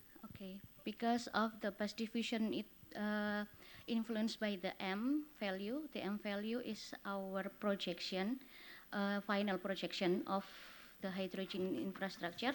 The final projection of Indonesian government is in 2062, they receive about 428,000 vehicle around the Indonesia, and it means that it is 12% only in Jakarta, because the percentage of the vehicle in Jakarta penetration is about 12% only. So the M that have to be in 2062, there have the by the time they are percepatan in 2032. Yeah.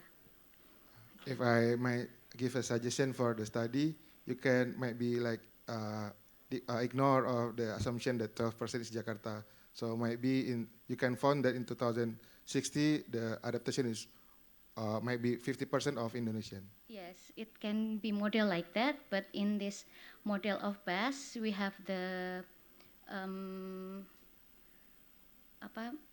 kita punya batasan dari model.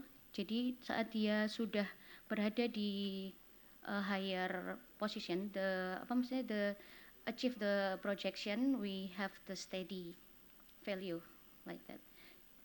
It also we can model it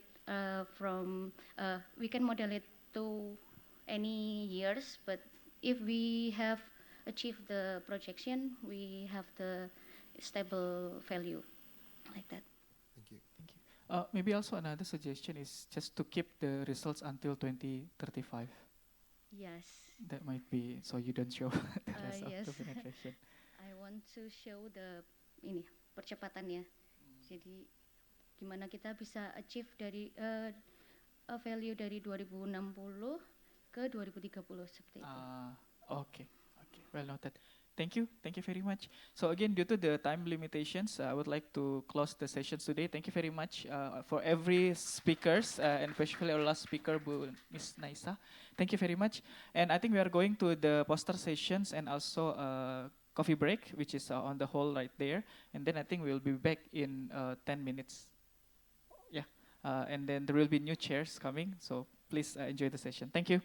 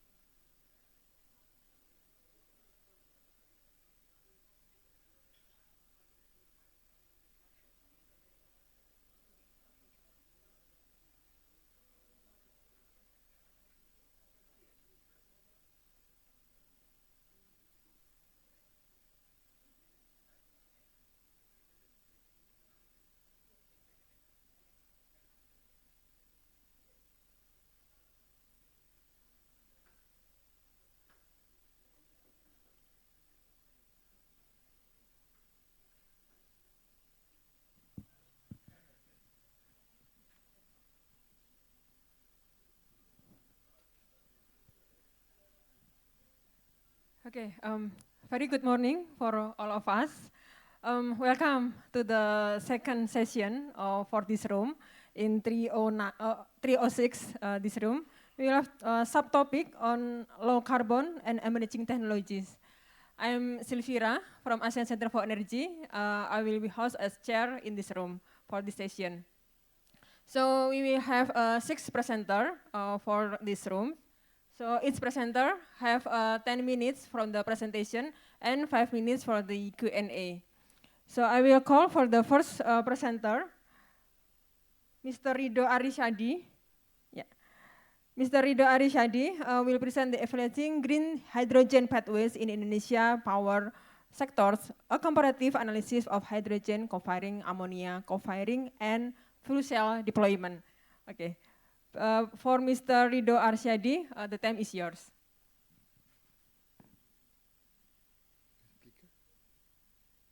The clickers.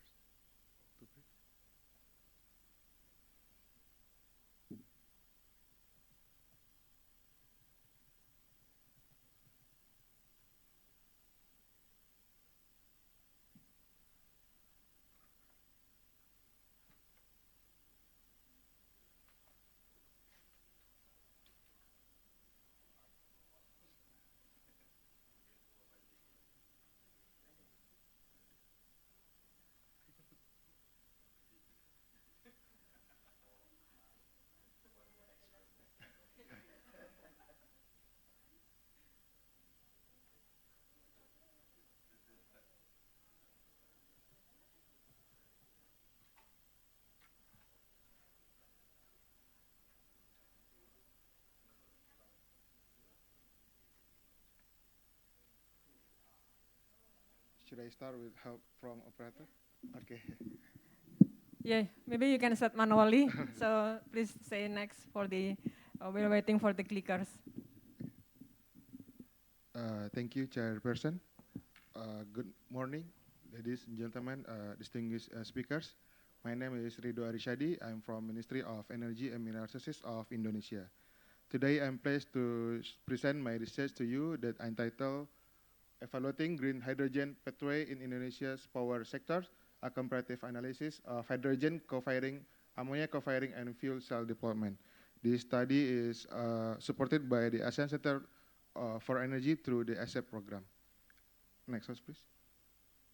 So, as background and motivation, Indonesia is developing a roadmap and strategy for net zero emission by 2060 for our power sectors. In this roadmap, we will rely heavily on renewable energy and energy storage system. Among various technology, hydrogen is expected to play a key role for the carbonization and part of the energy transition toward global effort. In this year, the Ministry of Energy and Mineral Resources also released the roadmap of hydrogen and ammonia implementation that mentioned that the power sector is one of the sector will be utilize the hydrogen in Indonesia. In our national electricity plan 2025-2060, already outlined a clear fuels switching strategy. First, converting the coal plant to green ammonia or co-firing with bioenergy and CCS. Then gas plant to green hydrogen and gas with CCS. And the third one, a diesel plant to renewable-based hydrogen fuel cell. Right now, there are numerous studies have analyzed the technical, environmental, and economic dimension of hydrogen pathway toward decarbonization. At the same time, several ASEAN countries such as Indonesia, Malaysia, Singapore, and Vietnam already released the national strategy of hydrogen that reflected the growing regional momentum toward low carbon development.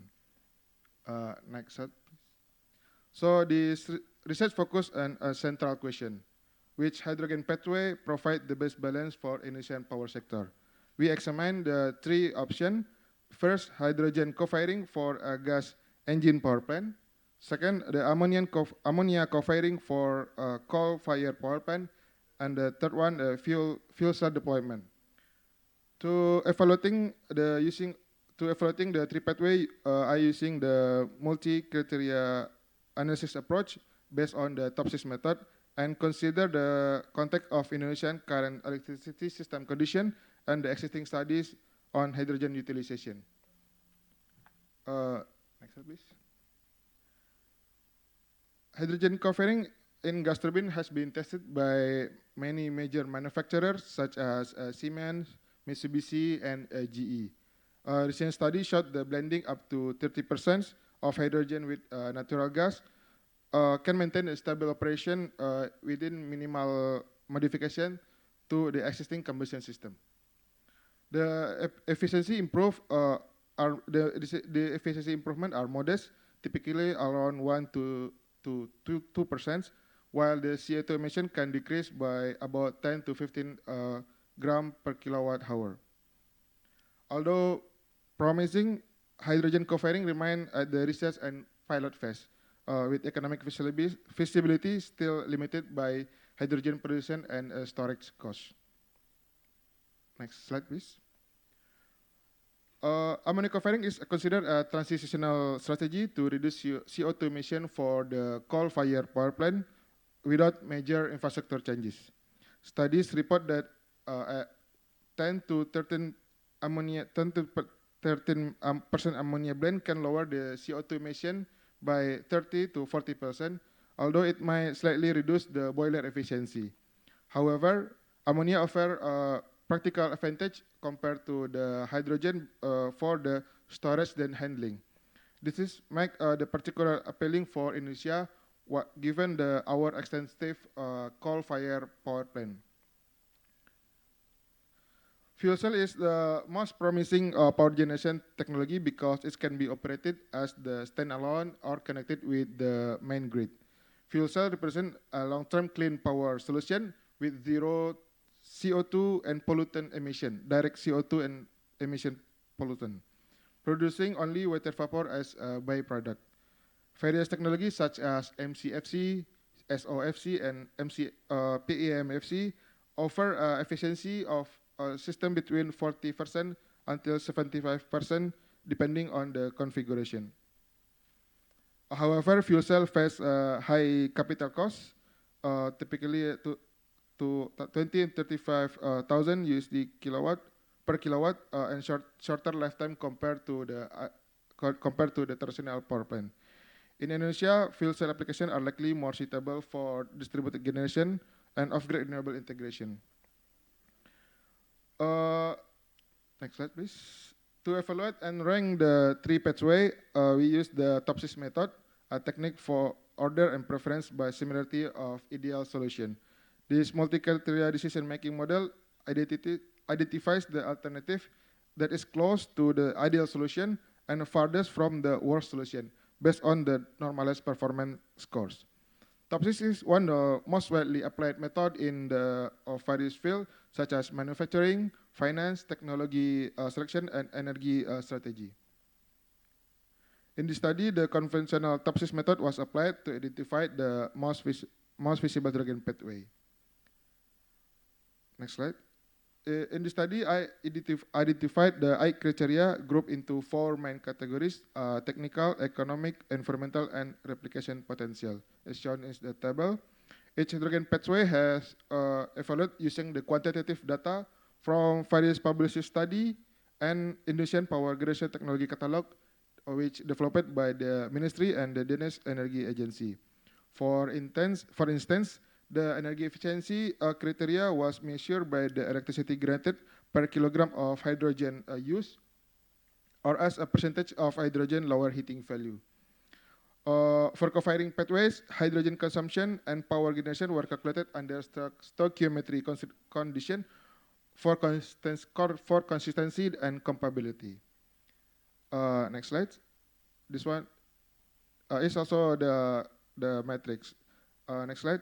This slide represents the evaluation metric that used in the TOPSIS analysis. There are 8 criteria. 6 are classified as benefit, where higher value represent the better performance, and the two are cost criteria where the lowest value as preferred. Each alternative was quantitatively assessed to determine its relative proximity, both ideal and non-ideal solution. Next slide. This slide shows the step-by-step process of the top-6 calculation. The process includes the normalization, weighted normalization, identifying positive and negative ideal solution, calculating Euclidean distance, and determining preference value. And determining the preference value by ranking. For the all criteria, they have the same weighted, even though they are come from the main category. So the all 8 have one as the weight. So after the calculation, we found that the higher value indicate to the ideal is the ammonia co-firing with the coal-fired power plant as A3 solution, and the second one is the fuel cell, and the third one is hydrogen co-firing. The score is 0.51, then 0.9, then 0.45. From the top-6 analysis,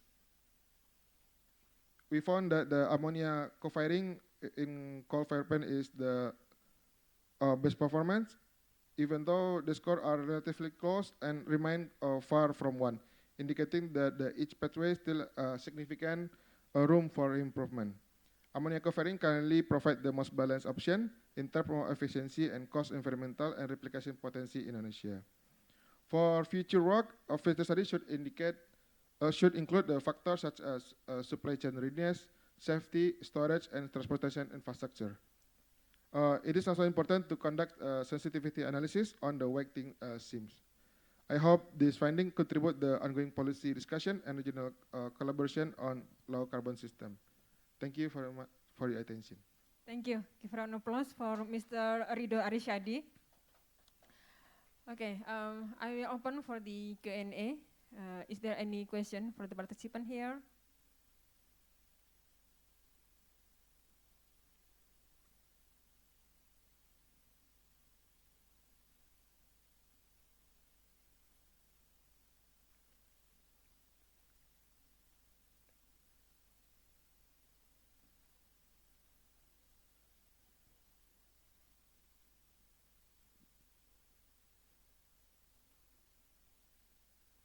Okay, if no, maybe if you have any other question, you can have after this session for Mr. Rido Arishadi. Okay, thank you. Thank you. Yeah. Let's have the second presenter. We have Mr. Chris Jericho Kraus that will present nuclear in Southeast Asia, status and prospect of nuclear energy development and radioactive waste management in the Philippines, Indonesia, and Thailand. You have 10 minutes for the presentation, sir.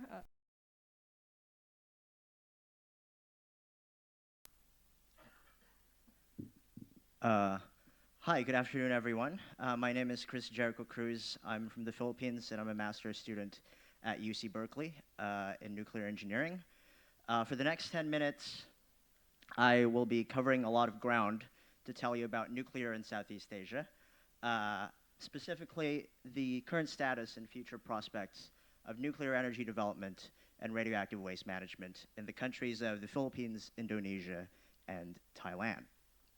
So for a little bit of background, although I don't need to tell you this, the main motivations behind the interest in nuclear here in Southeast Asia is threefold. Number one is obviously the rising demand for energy here in the region, driven primarily by economic growth and population growth. Secondly, of course, is climate change, which is the issue of our time, especially in our region, where we have, as a lot of speakers today have talked about, the goal to reach net zero at some point over the next few decades. And finally, it's the cost of electricity here in our countries, driven primarily by the reliance on fossil fuels especially imported fuels. So these reasons motivate a lot of countries in Southeast Asia to look for a clean, reliable, and cheap source of electricity. Hence, they're looking at nuclear. So the three countries we're covering today, as I said, are the Philippines, Indonesia, and Thailand. This is an initial study. Hopefully, we'll be able to cover the rest of the 10 member states of ASEAN in future studies as well. So let's first talk about nuclear energy development. These three countries that I've talked about kind of got interested in nuclear right around the same time. In the 50s and 60s, they established nuclear energy agencies in their governments to explore the option of nuclear right around the 70s, 80s, and 90s. There were bigger steps forward for proposals, and in the case of the Philippines, the actual building of a nuclear power plant, although it's never been turned on in Bataan. Now, I've talked about the motivations earlier, but those aren't necessarily the same motivations back in the 50s, 60s, and 70s. Back then, these countries were really looking at nuclear primarily to wean themselves off of the reliance on oil because of the oil crisis at the time. So energy independence, reducing reliance on imported fuels was a lot of what was being talked about when it comes to pursuing nuclear, as well as in the case of Indonesia, for example, modernization as they see nuclear as an energy source for the future. But as all of us may know, none of these three countries, in fact, none of the countries in ASEAN, have succeeded in implementing a nuclear energy program to this day. And a lot of factors have affected this negative outcome.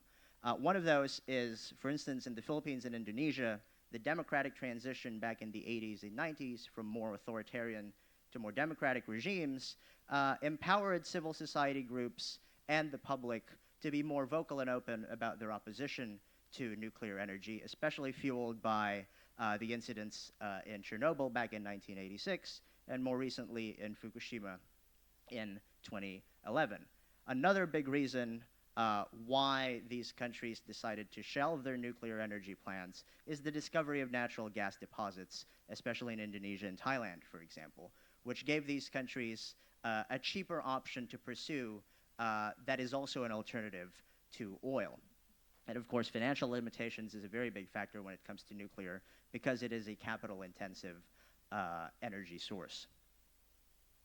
But nuclear is back in fashion here in Southeast Asia. There's going to be a few sessions over the next few days talking about nuclear.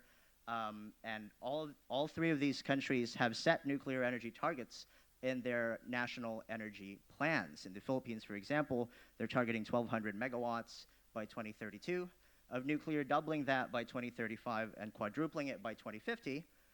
Indonesia is targeting 500 megawatts of nuclear by 2034 and then having more ambitious targets at the gigawatt scale in 2040 and 2060. Thailand has more modest targets, 600 megawatts by 2037. The question is, are these countries serious about these targets, or are they just putting numbers on paper? Well, one thing we can look at is the frameworks that already exist in terms of the legislation and the regulation. All of these three countries now have separate promotional and regulatory agencies when it comes to nuclear. For instance, in Indonesia, they have BRIN as their promotion and research nuclear agency and Bapeten as the regulatory agency. Thailand has the TINT for research and promotion and the Office of Atoms for Peace as their regulation.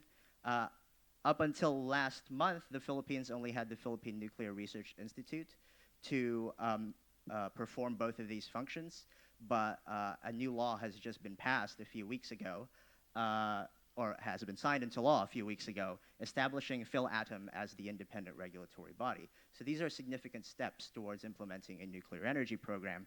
Other latest developments include the Philippines, a feasibility study being conducted with Korean partners for the rehabilitation of the aforementioned Bataan nuclear power plant.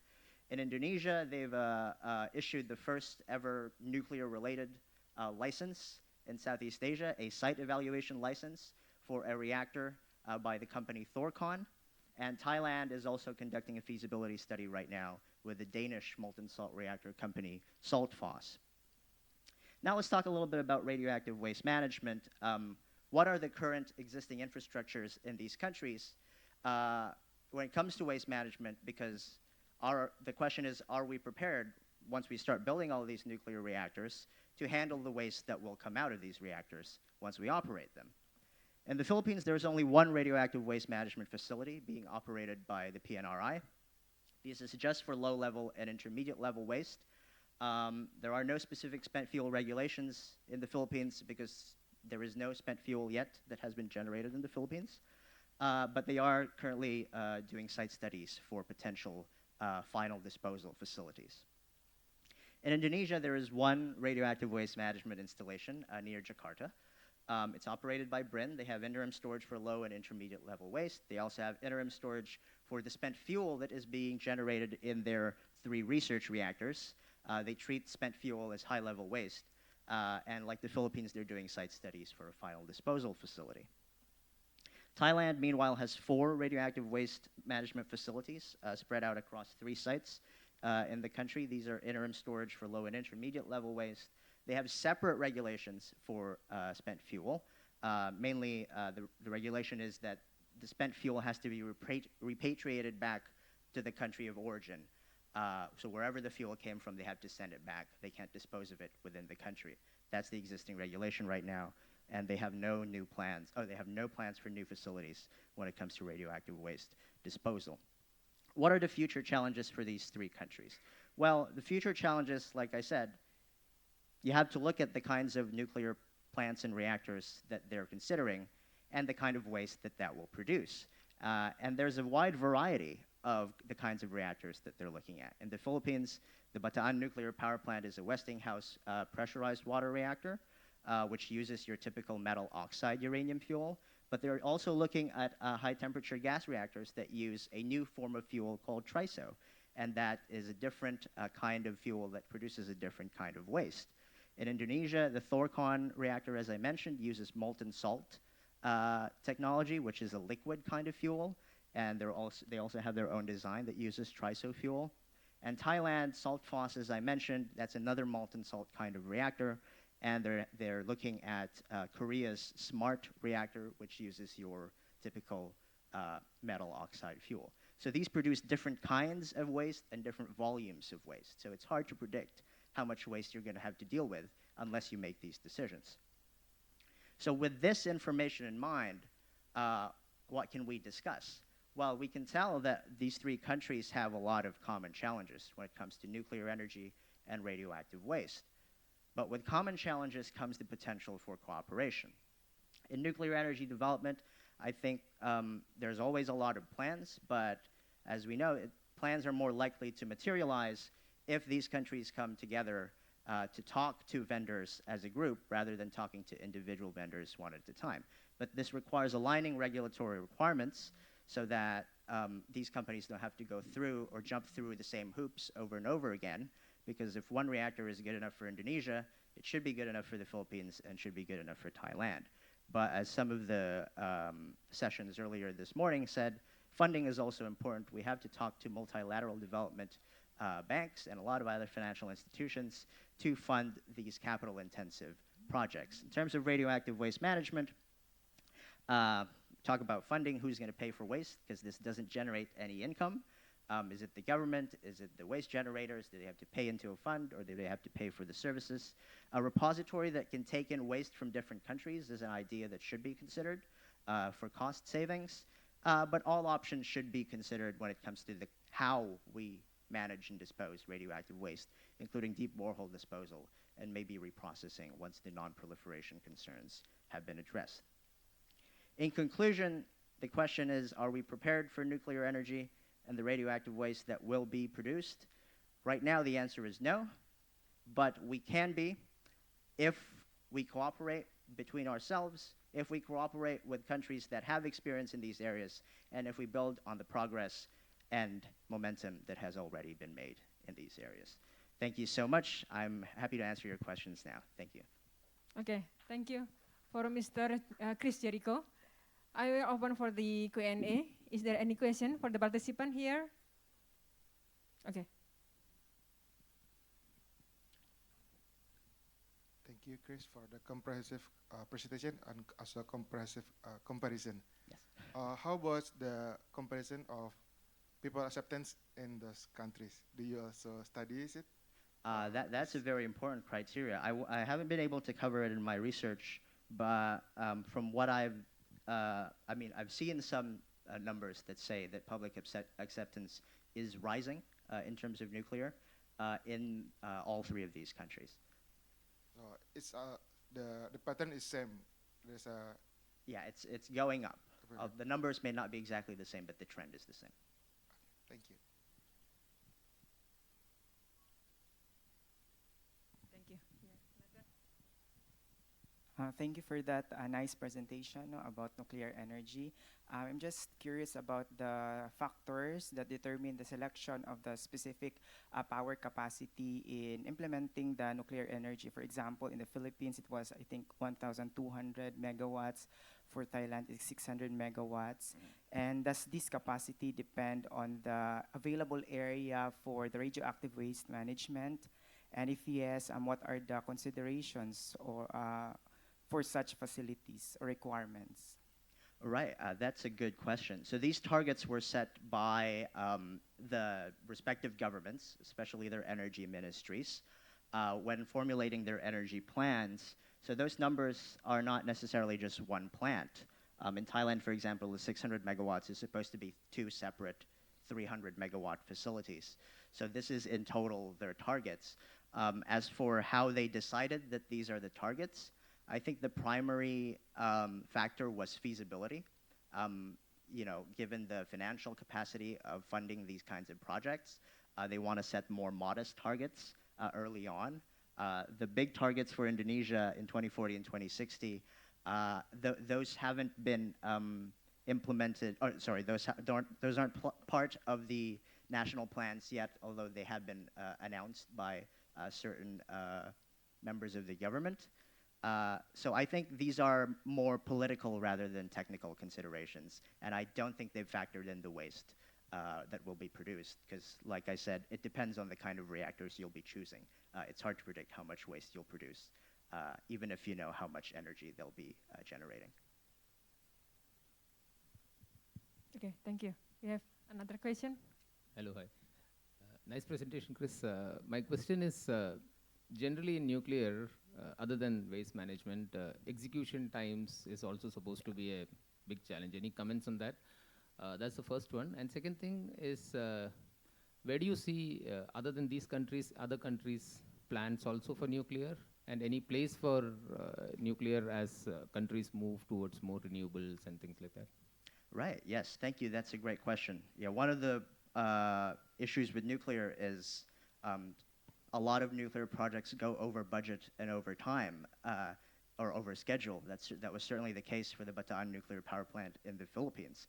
My comment on that is there's a lot to learn from countries like, say, Korea, China, and Russia, who build nuclear reactors a lot faster and a lot cheaper, compared to when you look at the US or the West, where they build nuclear reactors more expensive and they take a long time.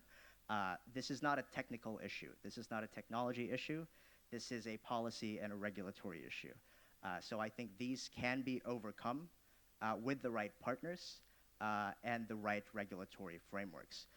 For your second question, I think there is still a place for nuclear, even when we're setting all of these renewable energy targets, because I think there is still a need for that baseload and clean, firm technology while we wait for energy storage to be more feasible and cheaper. Nuclear still has a place to provide that baseload capacity, in addition to expanding renewable energy capacities in the region. These are not goals that are in opposition to each other, but they can complement each other. Okay, thank you. I have one question since my curiosity following the previous question from Mr. Rido on the public acceptance. Yes. From your perspective, what like the indicators to like increase the public willingness for the nuclear itself? Since we already have several survey for the public, so what kind of the indicators of the things that can enhance the public willingness for the nuclear. Yeah. Yeah, no, that's a really important. Like I said, the trends for public acceptance are going up in these countries. I think part of this is because misinformation about nuclear is easier to debunk now with like social media. You can spread more information about the safety and the benefits of nuclear energy. But I think a big driver of the rising acceptance is the cost of electricity. When the public sees that their electricity bills are going up, they're willing to consider any other option, any alternative option. So being able to communicate that nuclear has one of the lowest operational costs, operation maintenance costs out of any source of energy, I think it goes a long way in convincing people that this is an option that should be considered. Okay, thank you. Including the safety. And safety, yes. Yeah, for the waste management. Yeah, exactly. Okay, thank you. I think it's comprehensive presentation from Mr. Chris Jericho. Thank you. Give a round of applause. Thank you so much. We will have the next presenter.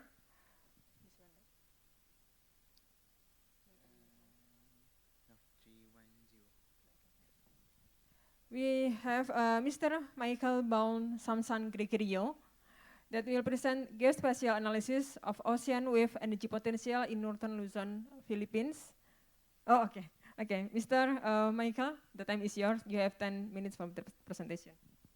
So hello, good morning everyone. I'm Michael Bon Samsam Gregorio. I'm connected with Mariana Marcos State University and currently a master's student of the University of the Philippines, Diliman.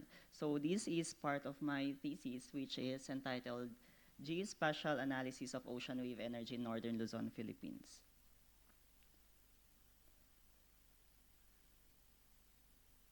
So the Philippine energy landscape, according to the Philippine Energy Plan, this is the latest one, that the Philippines has an ambitious target of more than 50% of renewable energy in its energy mix by 2050. However, the Philippines currently has 33% of its RE in its energy mix.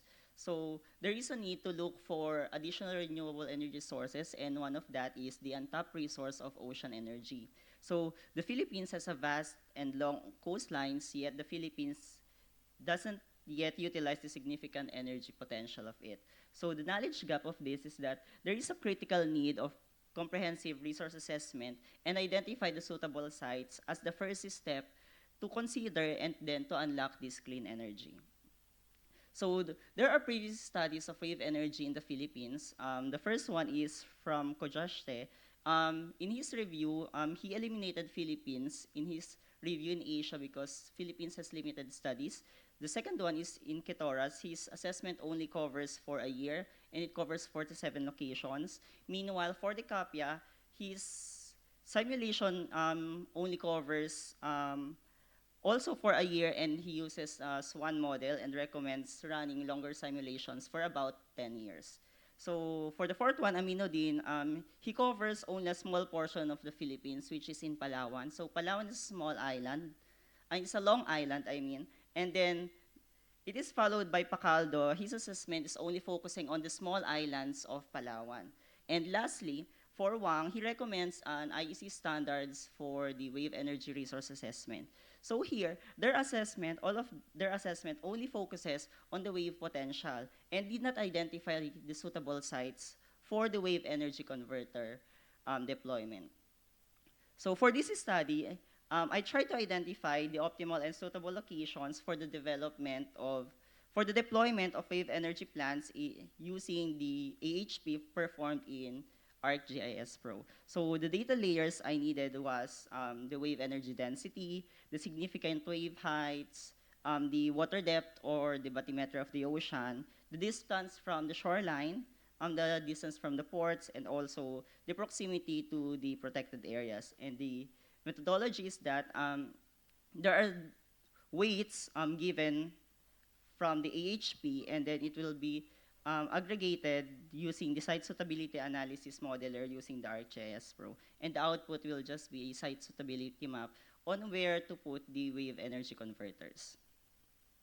So the layers are the wave energy density and the significant wave height is an output of a model which came from the Delft 3D Wave, that is a software developed by the Delft University, and the weights are 28.19% and 42.5% respectively. So the water depth or the bathymetry came from the JEBCO 2023, although there is a latest one which is the JEBCO 2024, and the weight is 8.58%. So the distance from the shoreline came from the Philippine administrative boundaries from the NAMRIA and the Philippine Statistics Authority with the weight of 12.88%. And also, for the distance to port, there is a Philippine seaports available on the OpenStreetMaps.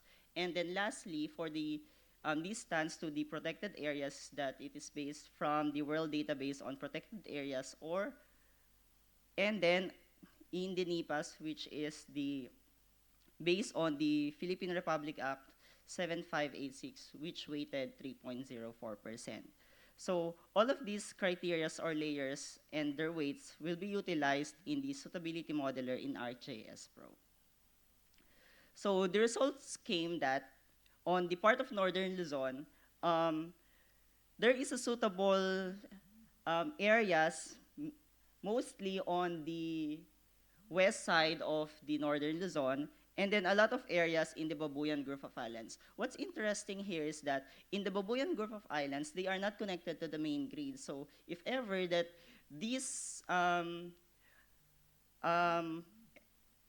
energy is being tapped to use for electricity harnessing, this Babuyan Group of Islands will not depend on diesel power plants anymore. So the conclusion is that the prime locations identified is in the western coast of Luzon and then mostly on the Babuyan Islands. And then, however, the regional suitability contrasts that based on the previous slide, the eastern side has a lower suitability. And then the initial data given from this study can be a foundation for investment. It can also inform national policy as an input for policymakers to include wave energy in the Philippine Energy Plan. So as of now, ocean energy is not being considered in the PEP. And then lastly, it can accelerate the energy transition by providing clear pathway for harnessing untapped, and it is considered as an emerging renewable energy source. And as a ways forward, what can we do next is that we can do the techno-economic deep dive on the selection of the wave energy converter, LCOE calculation, grid integration and infrastructure assessment. We can also do environmental and social assessments like EIA, social acceptance. And finally, for policy and strategic planning, we can inform national energy policy. We can also do marine planning, and then we can start developing a pilot project. Thank you. Thank you for Mr. Michael for your presentation. I will open for the Q&A. Please, you have any question?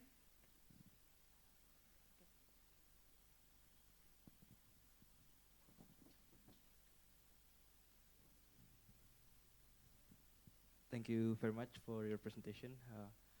I would like to know a little bit more on how did you get how did you determine the weight and of each parameters? Like, is there any particular reason why the significant wave height is the most dominant parameters that you consider? Thank you.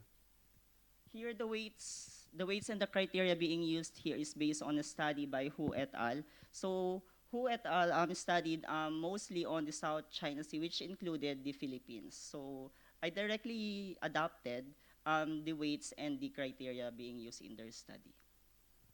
Thank you. But it can also be good to conduct interviews with other stakeholders in order for the AHP to be more accurate. And suppose if you add another criteria, like do you have any insight how can we integrate the new criteria to this weighting framework?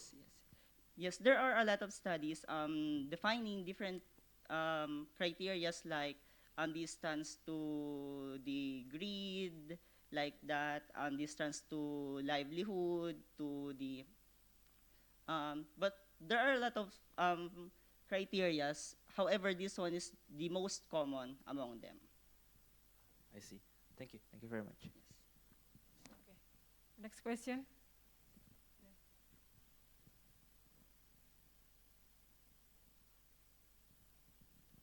Thank you. Sorry, I was just, thank you for that presentation. I was fascinated when you were presenting the previous studies that exist, mostly because I am from Palawan, and they were looking at Palawan. Well, I'm wondering, because the results of your assessment say that the most appropriate areas are in the northern part of the country, especially the Babuyan Islands. What was the reason why these studies were looking at Palawan then? These two studies are from my former professors, and however, my study is only limited on the northern Luzon because northern Luzon, they don't have studies yet on the northern part. And then for the ones in Palawan, I think they just did their research because it's on their, it's in their hometowns like that. So is there any way to be able to compare, like across the country, where the areas that are most appropriate are?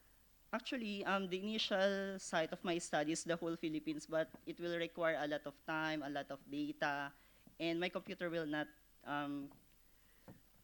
I will not work on the whole Philippines, so we limited only to northern Luzon. So it's possible with more like Yes. computing Yes, power. yes. Okay, thank you. It is possible. Okay. Is there another question? Okay. Thank you, Michael, for that presentation. Can I see again the suitability map? I would like to ask, how did you divide the categories or the classes of each suitability class? And that one. And as I can see, there's no very suitable areas in that particular area. So what is the reason behind it? Maybe the ranging of the suitability classes. This one is for the suitability maps, so from 0 to 1, 1 to 2, based on the percentages on the GIS suitability modeler, the result doesn't come up with a very high suitable on that area.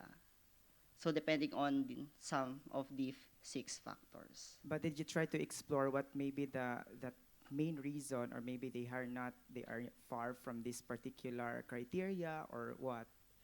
I haven't explored it yet, but it can be included in the next phase of my study. Okay, thank you. I think give a round of applause for Mr. Michael for the presentation. Next, I will call for the next presenter, Mr. Philip Napier Moore. Dr. Ming Tan, that will present unlocking small modular reactor potential in ASEAN through regulatory convergence and innovation. Yeah, you have 10 minutes. Dr. Ming Tan.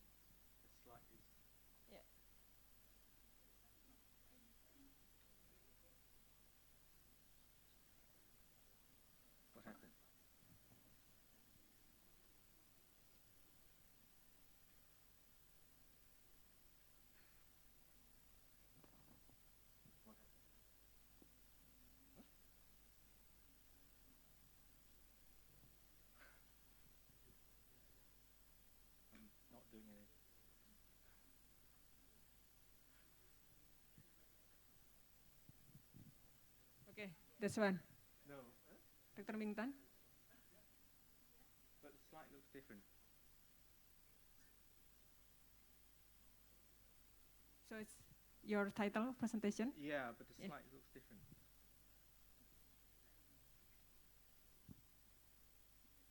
Okay, never mind. Okay. Please, the time is yours. Okay, thank you. First of all, thank you. My name is Ming Tan.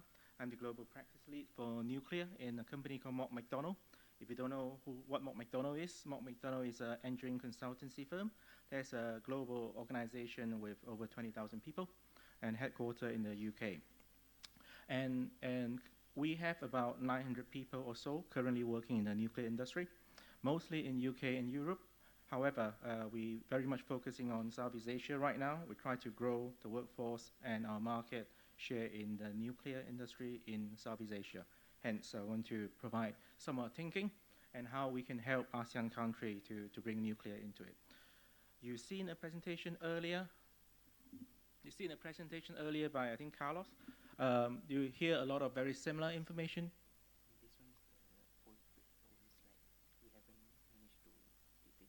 Okay, that's fine. That's fine. Okay. So you hear a lot of similar information from Carlos just now, but this is wider and cover more areas, and we'll go through it, you'll see. So you hear this many times already. I'm not going to repeat. Basically, we have increased demand. We have net zero target, and we can do lots of things to try to fix it. But ultimately, you still need base load, and you need to replace your gas, you need to replace your coal, you need to replace all the hydrocarbons.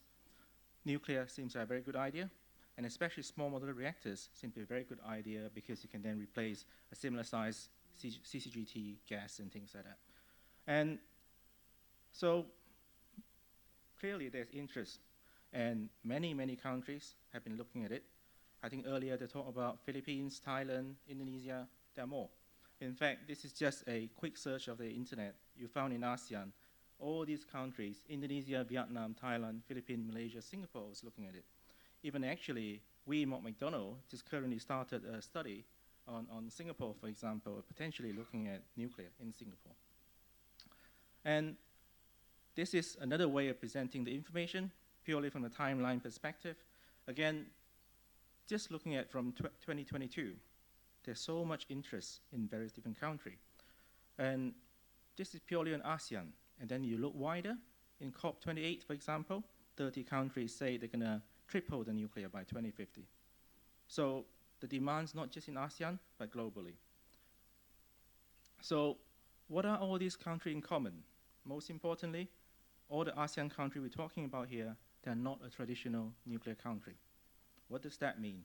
I think earlier presentation already said it's very difficult to bring nuclear in.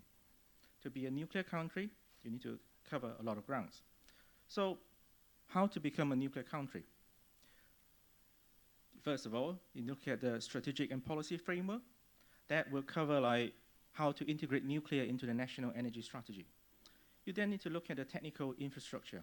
That would be your site study, your environmental study, your grid connections, your waste management that was talked about, international legal obligation. That would be your Paris Convention, Vienna Convention, 123 agreement, all these need to be dealt with.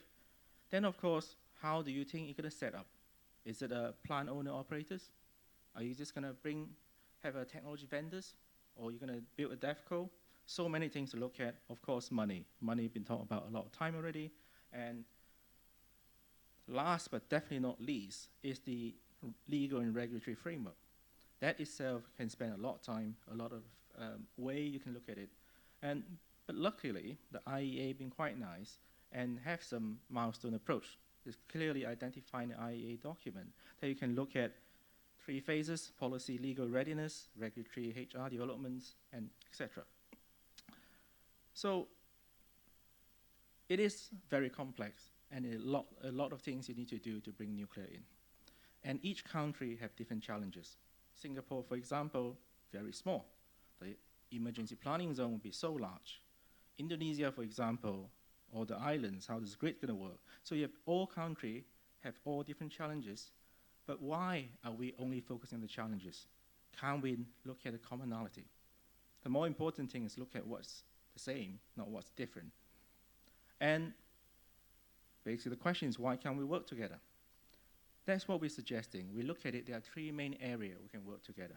Want to maximize the commonality, focus on the licensing and technology together, and also look at the supply chain together. I go through one by one, but in a very short manner, I'll just cover a few key points. if you look at the commonality, okay, I said already, to maintain the sovereignty of each country, you need to, each country will have to do their own things. But there's no reason why you can't combine a lot of things together. For example, UK, US, Canada, for example, they're working quite closely with the recently signed MOC, Memorandum of Collaborations. They look at the regulatory framework together. And if you look at that, if you imagine even the UK, US, and Canada can do that, why can't ASEAN? Why am I using that as an example? Because US and UK regulatory framework is very, very different. In the US framework, it's what you call a prescriptive framework. It's basically asking you that you must do this, you must do this, my reactor size must be this much, my fault level should be this much. Whereas in UK, it's what we call goal setting framework, which is basically say, please tell me how safe is the technology. Can you demonstrate you reach this target level? So there are two completely different type of philosophy, where Canadian usually go in the between, bit of the US and bit of the UK. So ASEAN is now in quite a unique opportunity. You're right at the beginning of your regulatory framework build-up. So the key, in my opinion, is you have to pick the right philosophy. It's not which one is right, but you have to do it together. What you can't have is half of ASEAN using the UK framework, the other half using the US framework. Then you can't work together. What you need is all the ASEAN countries pick a similar framework. Of course, each will have slightly different uniqueness, but majority of them will be the same. Same with codes and standards.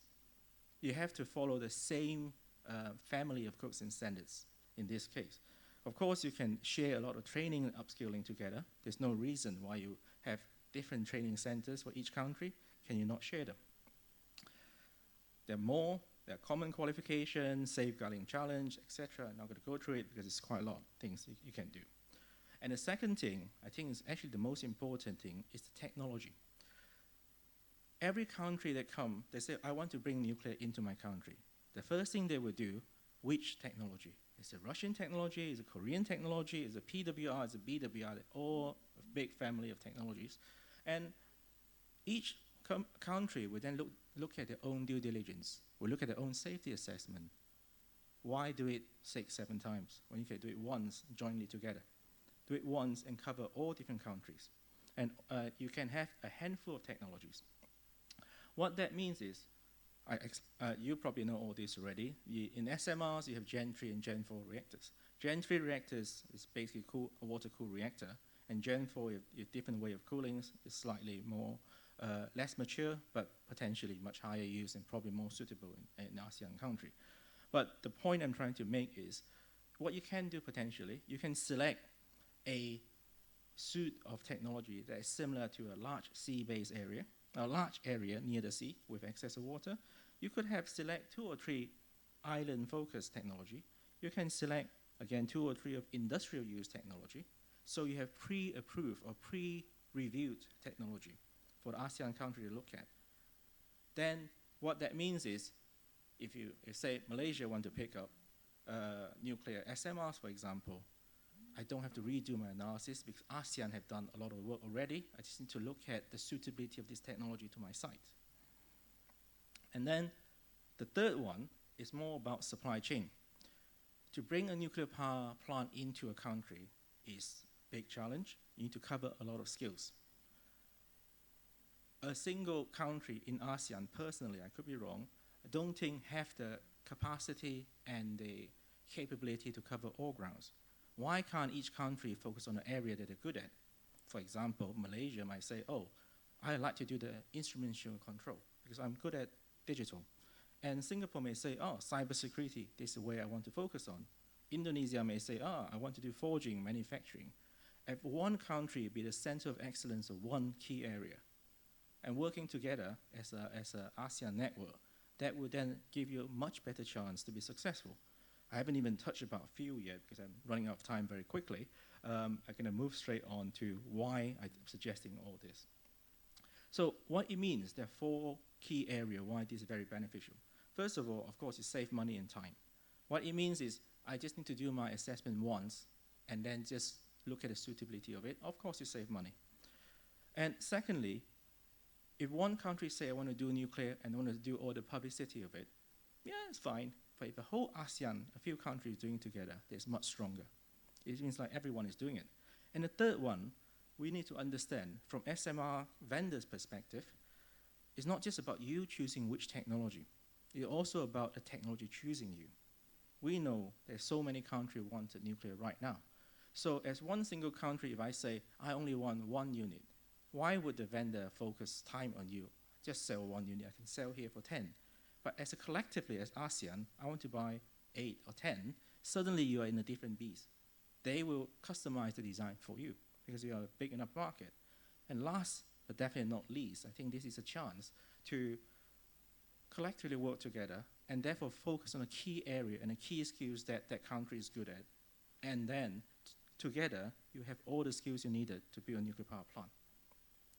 And I just finished it for your quote, really. Nuclear energy is not an option. It sounded very pro-nuclear, but that is very much my view. And innovation today is for the energy security for tomorrow. Thank you. Okay. Thank you very much for Dr. Ming Tan for your comprehensive presentation. I will open for the Q&A if you have any question for Dr. Ming Tan.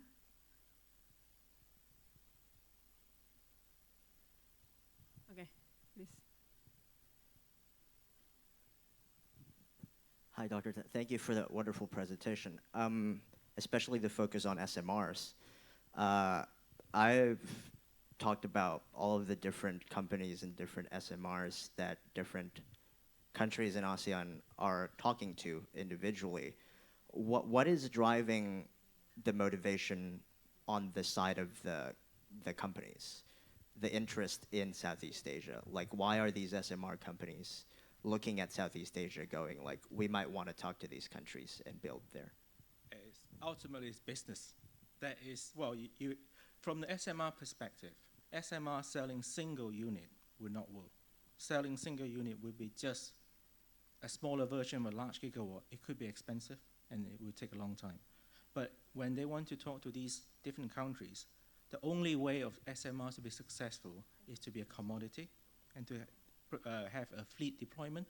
Really, what you want is selling SMRs. Buying an SMR is like buying a CCGT plant. Or even worse, it's like buying a Airbus A380. That is basically, that's one level you want to get to the SMR. So at the moment, you probably know that it's not single SMR currently in the Western world is developing energy. They're under construction. And of course, right now, they're exploring as many markets as possible in this case. And Southeast Asia is very mature from an SMR vendor's perspective. It's a great market because you're new to nuclear and you don't have the baggage of the traditional nuclear country.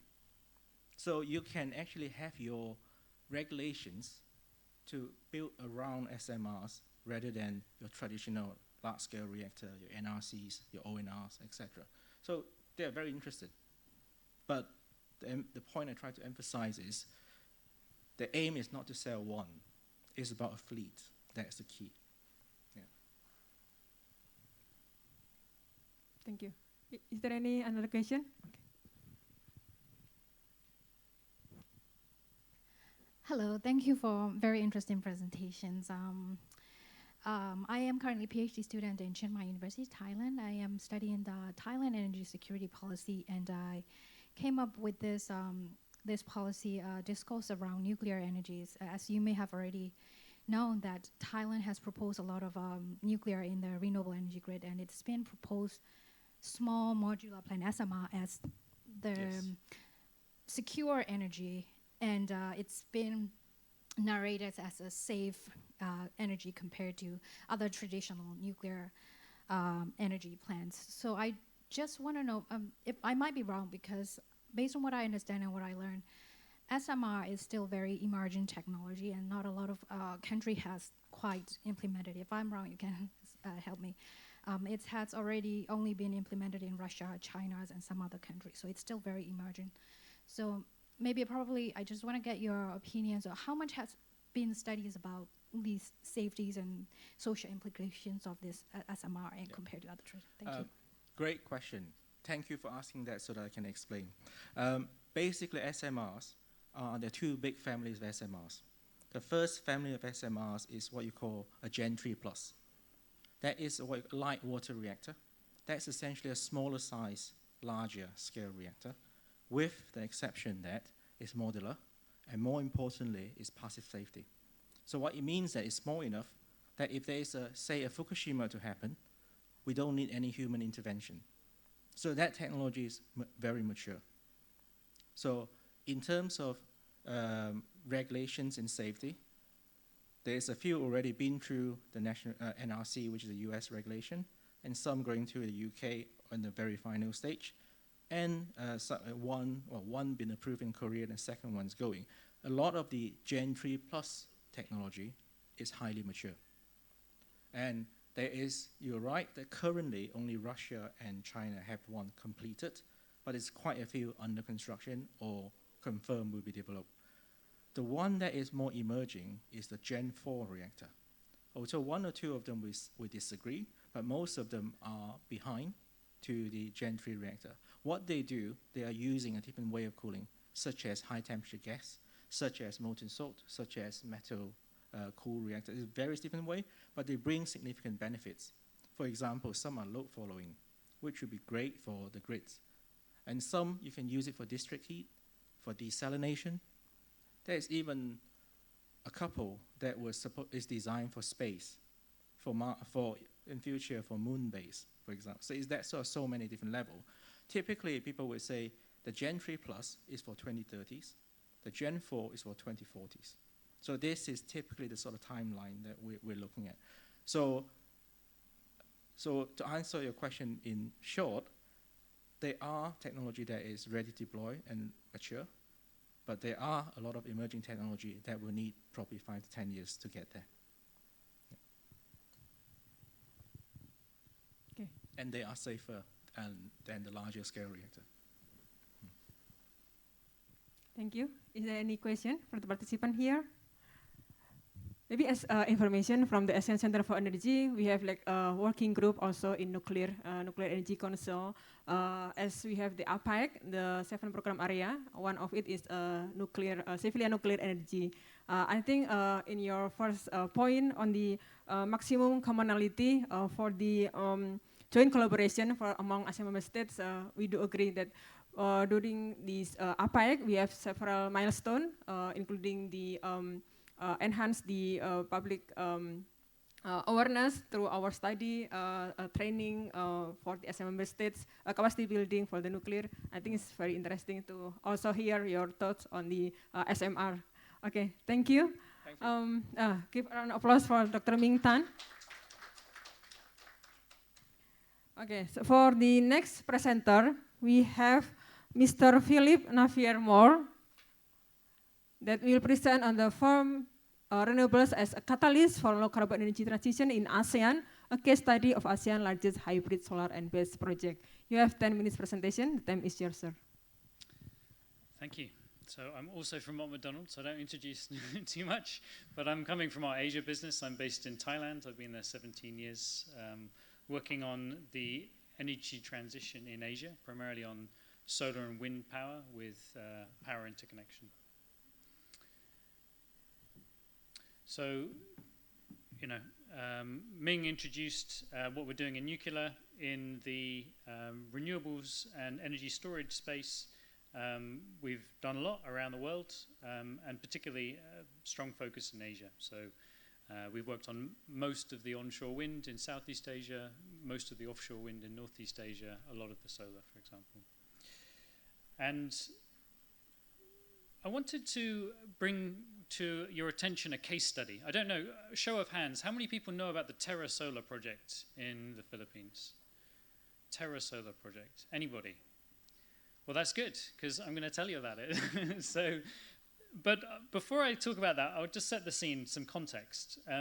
You're probably aware there's been a lot of press that prices for both solar and battery have fallen very steeply, right? They've followed this very steep curve that you can call Wright's law. You see in the top right there this virtuous circle of more deployment leading to prices falling, competitive in new markets, demand increases, it leads to more deployment. So this is quite different from what you see in traditional power generation, which is more what you see in coal and gas. There have been reductions in real terms, but much, much steeper for solar and for wind. Now, these graphs, for example, for battery only go up to 2020. There's some more recent reports that have come out in the last month or so that do show data up to 2024. But the most competitive battery prices are now coming in at less than $100 per kilowatt hour for a fully installed system globally. This is for cells, so it's not directly comparable, but that's a massive, massive reduction, and it's making possible applications that weren't before. So we reached an important milestone in 2023 when the IEA renewables report showed that 96% of new global capacity for both wind and solar was lower cost than the thermal power alternatives for power generation, right? For a kilowatt hour injected into the grid, not accounting for the additional cost you would need in flexibility services. There will be a maximum penetration limit of those renewables into the grid, and there'll be costs of going beyond that. Those limits can be addressed by energy storage, by stronger grids, by other flexibility services. So interconnectors are one strong way that the UK manages its flexibility, for example. Now, I think that the interesting milestone is that as of last year, solar with battery storage can now be competitive with mid-merit coal and gas-fired plant. So we're talking 50% or 50 to 60% load factors. So 50 to 60% of the hours of the year, so maybe 12 to 14 hours a day, you can be dispatching solar power on a firmed basis. You can be using time shifting. This is quite different from how we've used batteries in the past. We've used battery storage at utility scale for ancillary services, for frequency control, to basically help stabilize the grid. But we haven't really used it to produce firm blocks of power in the same way that a thermal power plant would. The world's first 24-hour solar project with very high installed battery capacity is now proceeding in Abu Dhabi. So the battery capacity will be roughly 20 times the installed capacity or the output capacity. And we are seeing increased industry demand for firmed renewables in ASEAN because of firms that are committed to being renewably sourced, RE100 firms, including data centers, and in some cases because of the EU carbon border, where energy-intensive products need to, if they don't source their power from renewables, then they pay a tax, a tariff at the border. Sorry.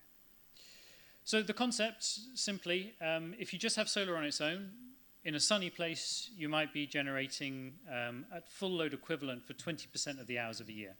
You can see this bell curve here, which is a nice clear sky day, no clouds.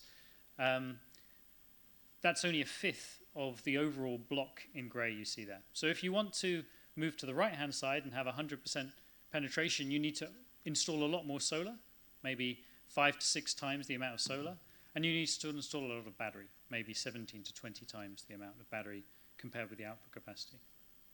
Another way of looking at it here is that all of that striped orange area is stored in batteries and moved to different times of day. And this is some analysis from Ember, which if you don't follow, I'd recommend. They have some good thought leadership.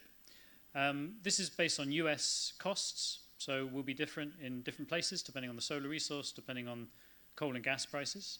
But they're effectively showing that as of 2024, you could produce power for 97% of the hours in the year with solar and battery cheaper than coal. And you could produce cheaper than gas for 60% of the hours in the year, so roughly 14 hours a day. And now this is the case study. So this is the project that's actually being built. So this was contracted December last year. It received chief financial close in April this year with $2.7 billion of Philippine bank financing. As of around June, it was the biggest solar plant in the Philippines. It had around 700 megawatt installed. Ultimately, it will have 3.5 gigawatts installed. So it's over a huge area, 3,500 hectares, about the same size as Pasig City, for those of you that are in the Philippines.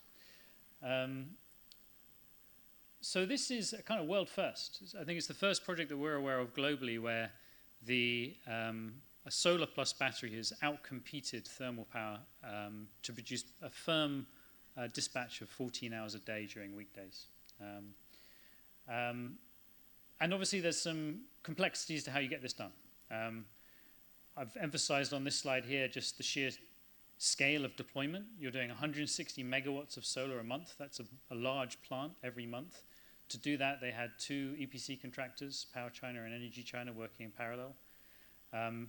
It was straining the port's capacity. They had to look at all 7 ports in Luzon and see which ones could handle all the containers that they were going to be bringing in for the solar and battery. And the owners expect up to 20,000 workers on site. So this is a huge, huge endeavor. But I'm more interested to talk now about some of the complexities of how you would design and operate this project. So clearly, we need to comply with the grid code. What's interesting about this project is this isn't the only way of using batteries, and it's not even always the best way of using batteries. But in this case, you're effectively acting like a thermal power project and meeting the requirements of a thermal power project under the grid code, rather than adapting the grid code to the characteristics of a renewable project. And you're using the integration of the batteries to support voltage control and reactive power control. You've got the power conversion system, so the inverters essentially are grid forming and black starting, and they're providing synthetic inertia and fault ride through. So these are much more sophisticated inverters than you are typically seeing on PV projects to be able to meet those grid code requirements. It's quite a complicated control system, so the SCADA and the energy management system have to be able to comply with the requirements of the Philippine wholesale market and to be able to meet the power purchase agreement obligations and the grid code with good cybersecurity. So it's an unusual application of the control system, unusual integration. That was quite a tricky part of the procurement, to get a party that could be capable of doing that reliably. I'm running out of time. I'll speed up. So maybe just to emphasize on the right here that there's multiple services being provided here. There's time shifting, where you're moving the power from one time of day to the other, but there's also all of these other services. And on the last slides, more same issues, but looking more from a market lens. And I'm happy to take questions on this afterwards, but effectively, how do you make this bankable? This received non-recourse project finance from the lenders on the assurance that they would get paid back for their loan because they're firming the revenues. And we can talk about how that was done as part of the questions, if that's of interest. Okay, thank you. Thank you. From your commission presentation, Mr. Philip, I open for the Q&A. Is there any question for the participant? Okay, please.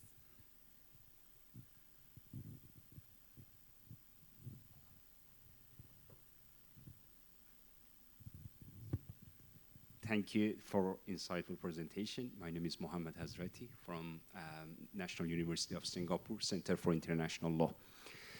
My question is not about market, based, but environmental, perspective. And I'm wondering, what is the typical lifespan for these solar panels and maybe wind turbines and even battery storages? And whether or not those countries, or in your case, for the Philippines, from now on is thinking about the waste management at the end of their lifespan? Yeah, great question. So the product warranty on the PV modules, for example, is 20-25 years. Typically, we see the life of these panels extended. So when these projects are financed from the equity side, they're normally looking at cash flows over 30 or 40 years. So there's a long potential life on that equipment. They might get replaced ahead of that if the technologies improve so much that it makes sense to use that space with a higher production technology. So that's a consideration. For the batteries, their life is significantly shorter, and so there will be augmentation or replacement of the batteries during the life. It depends on how much you cycle them, but you could say around 10 years is the average life. The good thing about the batteries is they can mostly be recycled, and it's cost effective to do so. And a lot of the projections of lithium mining are based on the fact that once you have a certain critical mass of batteries in the market being installed and reused, the mining requirements go down because you're just recycling the minerals that are already in use.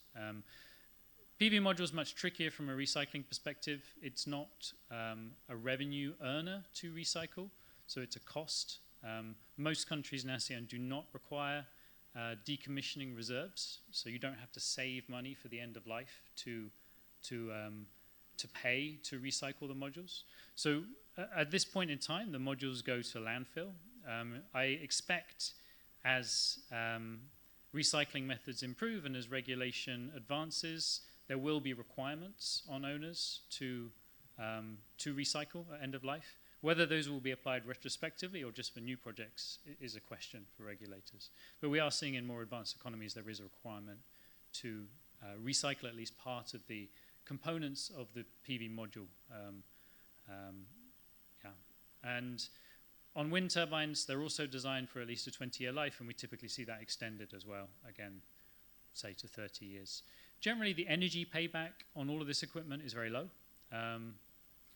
Depending on what alternative source of fuel you're displacing. So if it's coal fire or gas fire, you'd get different periods of payback, but you're generally talking less than a year in terms of the paying back the embedded carbon in the manufacturing of this equipment. So from a purely a kind of carbon footprint perspective, it's not so much of a concern, but from an overall waste management perspective, there's obviously, it's working, there is things to work on there.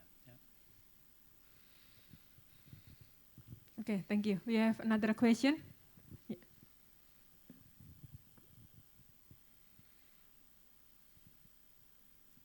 Hello, good afternoon. I'm from the Philippines as well, so I'm just curious on how did you identify this area? It was actually, you showed that you're going to install solar PV in northern Philippines, which is the Nueva Ecija, if not mistaken. I'm actually from the southern part of the Philippines. Additional land. There was quite a lot of this land was unproductive agricultural land that had been was no longer in use. Would be how local stakeholders would be affected. We weren't personally involved in that, so I don't have a lot of the details on that side of things. I think it's a genuine concern with solar that it has a large land take.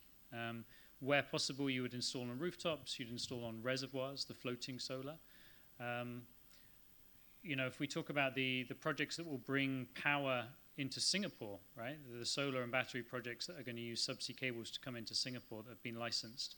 You know, those probably together equate to around 30% of the land area of Singapore that will be installed with solar panels on the Riau Islands in Indonesia, right? So, you know, I think whenever you do any of these projects, same for hydropower, same for transmission lines, you know, you've got to look at the impacts in terms of biodiversity, in terms of local communities, and understand whether those can be managed for that particular site environment. Yeah. A lot of these projects are being debt financed by multilateral institutions and commercial banks that have signed up to the Equator Principles. And so these issues are looked at in quite some detail before accepting a project in a given area. Yeah. Okay, thank you. I think it's enough. Thank you, Mr. Philip, for your comprehensive presentation and discussion.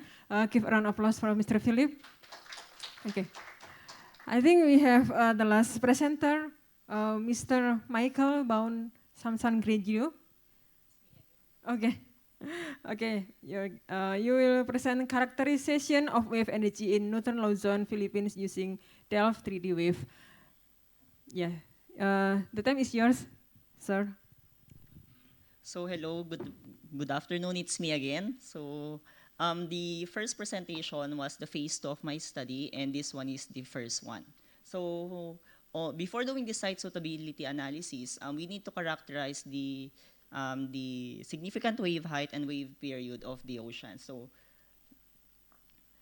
for the Philippine energy sector, the current challenges is that the fossil fuel dependence of the Philippines is still at 67.4%, and the demand growth of electricity consumption is still 5.7% annually. So the goals of the Philippine government is that 35% RE target by 2030 and more than 50% by 2050. And the opportunities that the Philippines is composed of 7,600 islands, and ocean energy or wave energy is very vast on the Philippines. So the wave energy status in the Philippines, as mentioned in the previous presentation, Kojaste et al. In 2018 excluded Philippines in East Asia. It only included China, Japan, Korea, and Taiwan. Although in the Philippines, there are 9 awarded projects of ocean energy currently, and 8 of those are tidal energy, and then 7 of those are in pre-development or in papers, and then 1 of them is on the development stage already. And then 1 of them is the OTEC. But the question is, why there is no wave energy? So maybe there are no studies on the characterization of wave energy in the Philippines yet during this period. So the objective of this study is to characterize the regional 10-year wave climate in northern Luzon, Philippines, to assess the wave energy potential. And one of the recommendations on the previous study is to conduct longer simulations, so up to 10 years. So most of the studies conducted only 1 year. So this study will try to model the wave climate for 10 years. So the data that is needed is, first is the bathymetry data, which came from the JEBCO 2023. We also need an input data from wind. It was taken from Pag-asa and the ERA 5. And then we also need a wave data for the boundary conditions that is taken from the NAMRIA. All of these 3 data will be input to the Delft 3D software, which is based on an IECE 62600 methodology. And then the output of the model will be post-processed in MATLAB. And the output will just be a regional wave climate in northern Luzon, which is a data for significant wave height, wave period, and the wave energy density. So these are sample results of the wave modeling outputs of Delft 3D Wave. So what's amazing in Delft 3D Wave is that it gives us maps spatially and temporally. So it can provide us maps for every second, every minute, depending on the setting that we put in the model. And overall, the average wave characteristics of the northern Luzon is that for the significant wave height, we have here from 2 meters to up to 3-point-something meters, 3.2 meters. And meanwhile, for the wave period, it is from 4.8 to 5.8 seconds. So this is the 10-year average of the whole area. So the wave energy is that we can see here that the closer you get to the island, the lower the wave energy densities. But based on the first presentation a while ago, the most suitable areas are the ones closer to the islands. So the difference is that the first presentation considered already some of the criteria, not only these wave energy densities. So in conclusion, the wave climate characteristics of northern Luzon, Philippines has been successfully modeled using the Delft 3D Wave software. The results show that the region has an annual significant wave height ranging from 1.9 to 3.07 meters and wave periods of 4.8 to 5.8 seconds. Crucially, the annual wave energy density ranged from 5 to 12 joules per square meter. And these significant energy densities underscore that northern Luzon's viability for wave energy deployment. And For the recommendations, first is the detailed site assessment and resource mapping, which included the site suitability analysis. And then again, the technology selection, policy development, and environmental and community engagement. Thank you. Thank you for your presentation. Yeah, that's the continuation from the previous presentation, Mr. Michael. Thank you. Yes. I will open for the question. Yeah, please.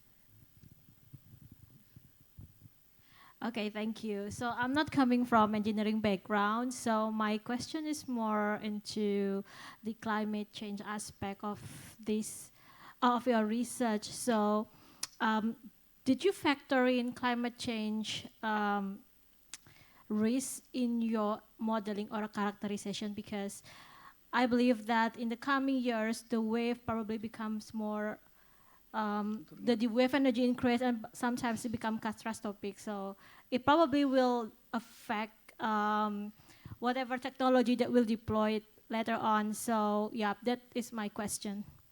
Actually, this study did not include that. However, one of the recommendations from my advisor is that I might consider modeling it for 30 years in order for me to see the effect of climate change.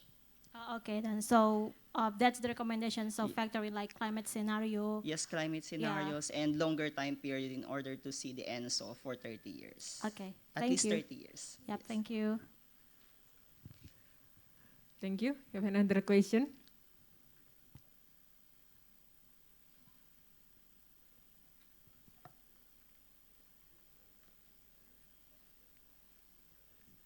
It's launched. Okay, if you have any further question, you can have another discussion with directly with Mr. Michael. Okay, thank you. Give a round of applause for the Mr. Michael for the comprehensive presentation. So yeah, this is the end of session of the last presenter for this room. So after this, we will have a lunch in, if not mistaken, in upstairs. Not sure. Yeah, maybe we also have information later for the organizer. Yeah, and we will have next session in 2:15 in this room. Okay, thank you. Enjoy your lunch.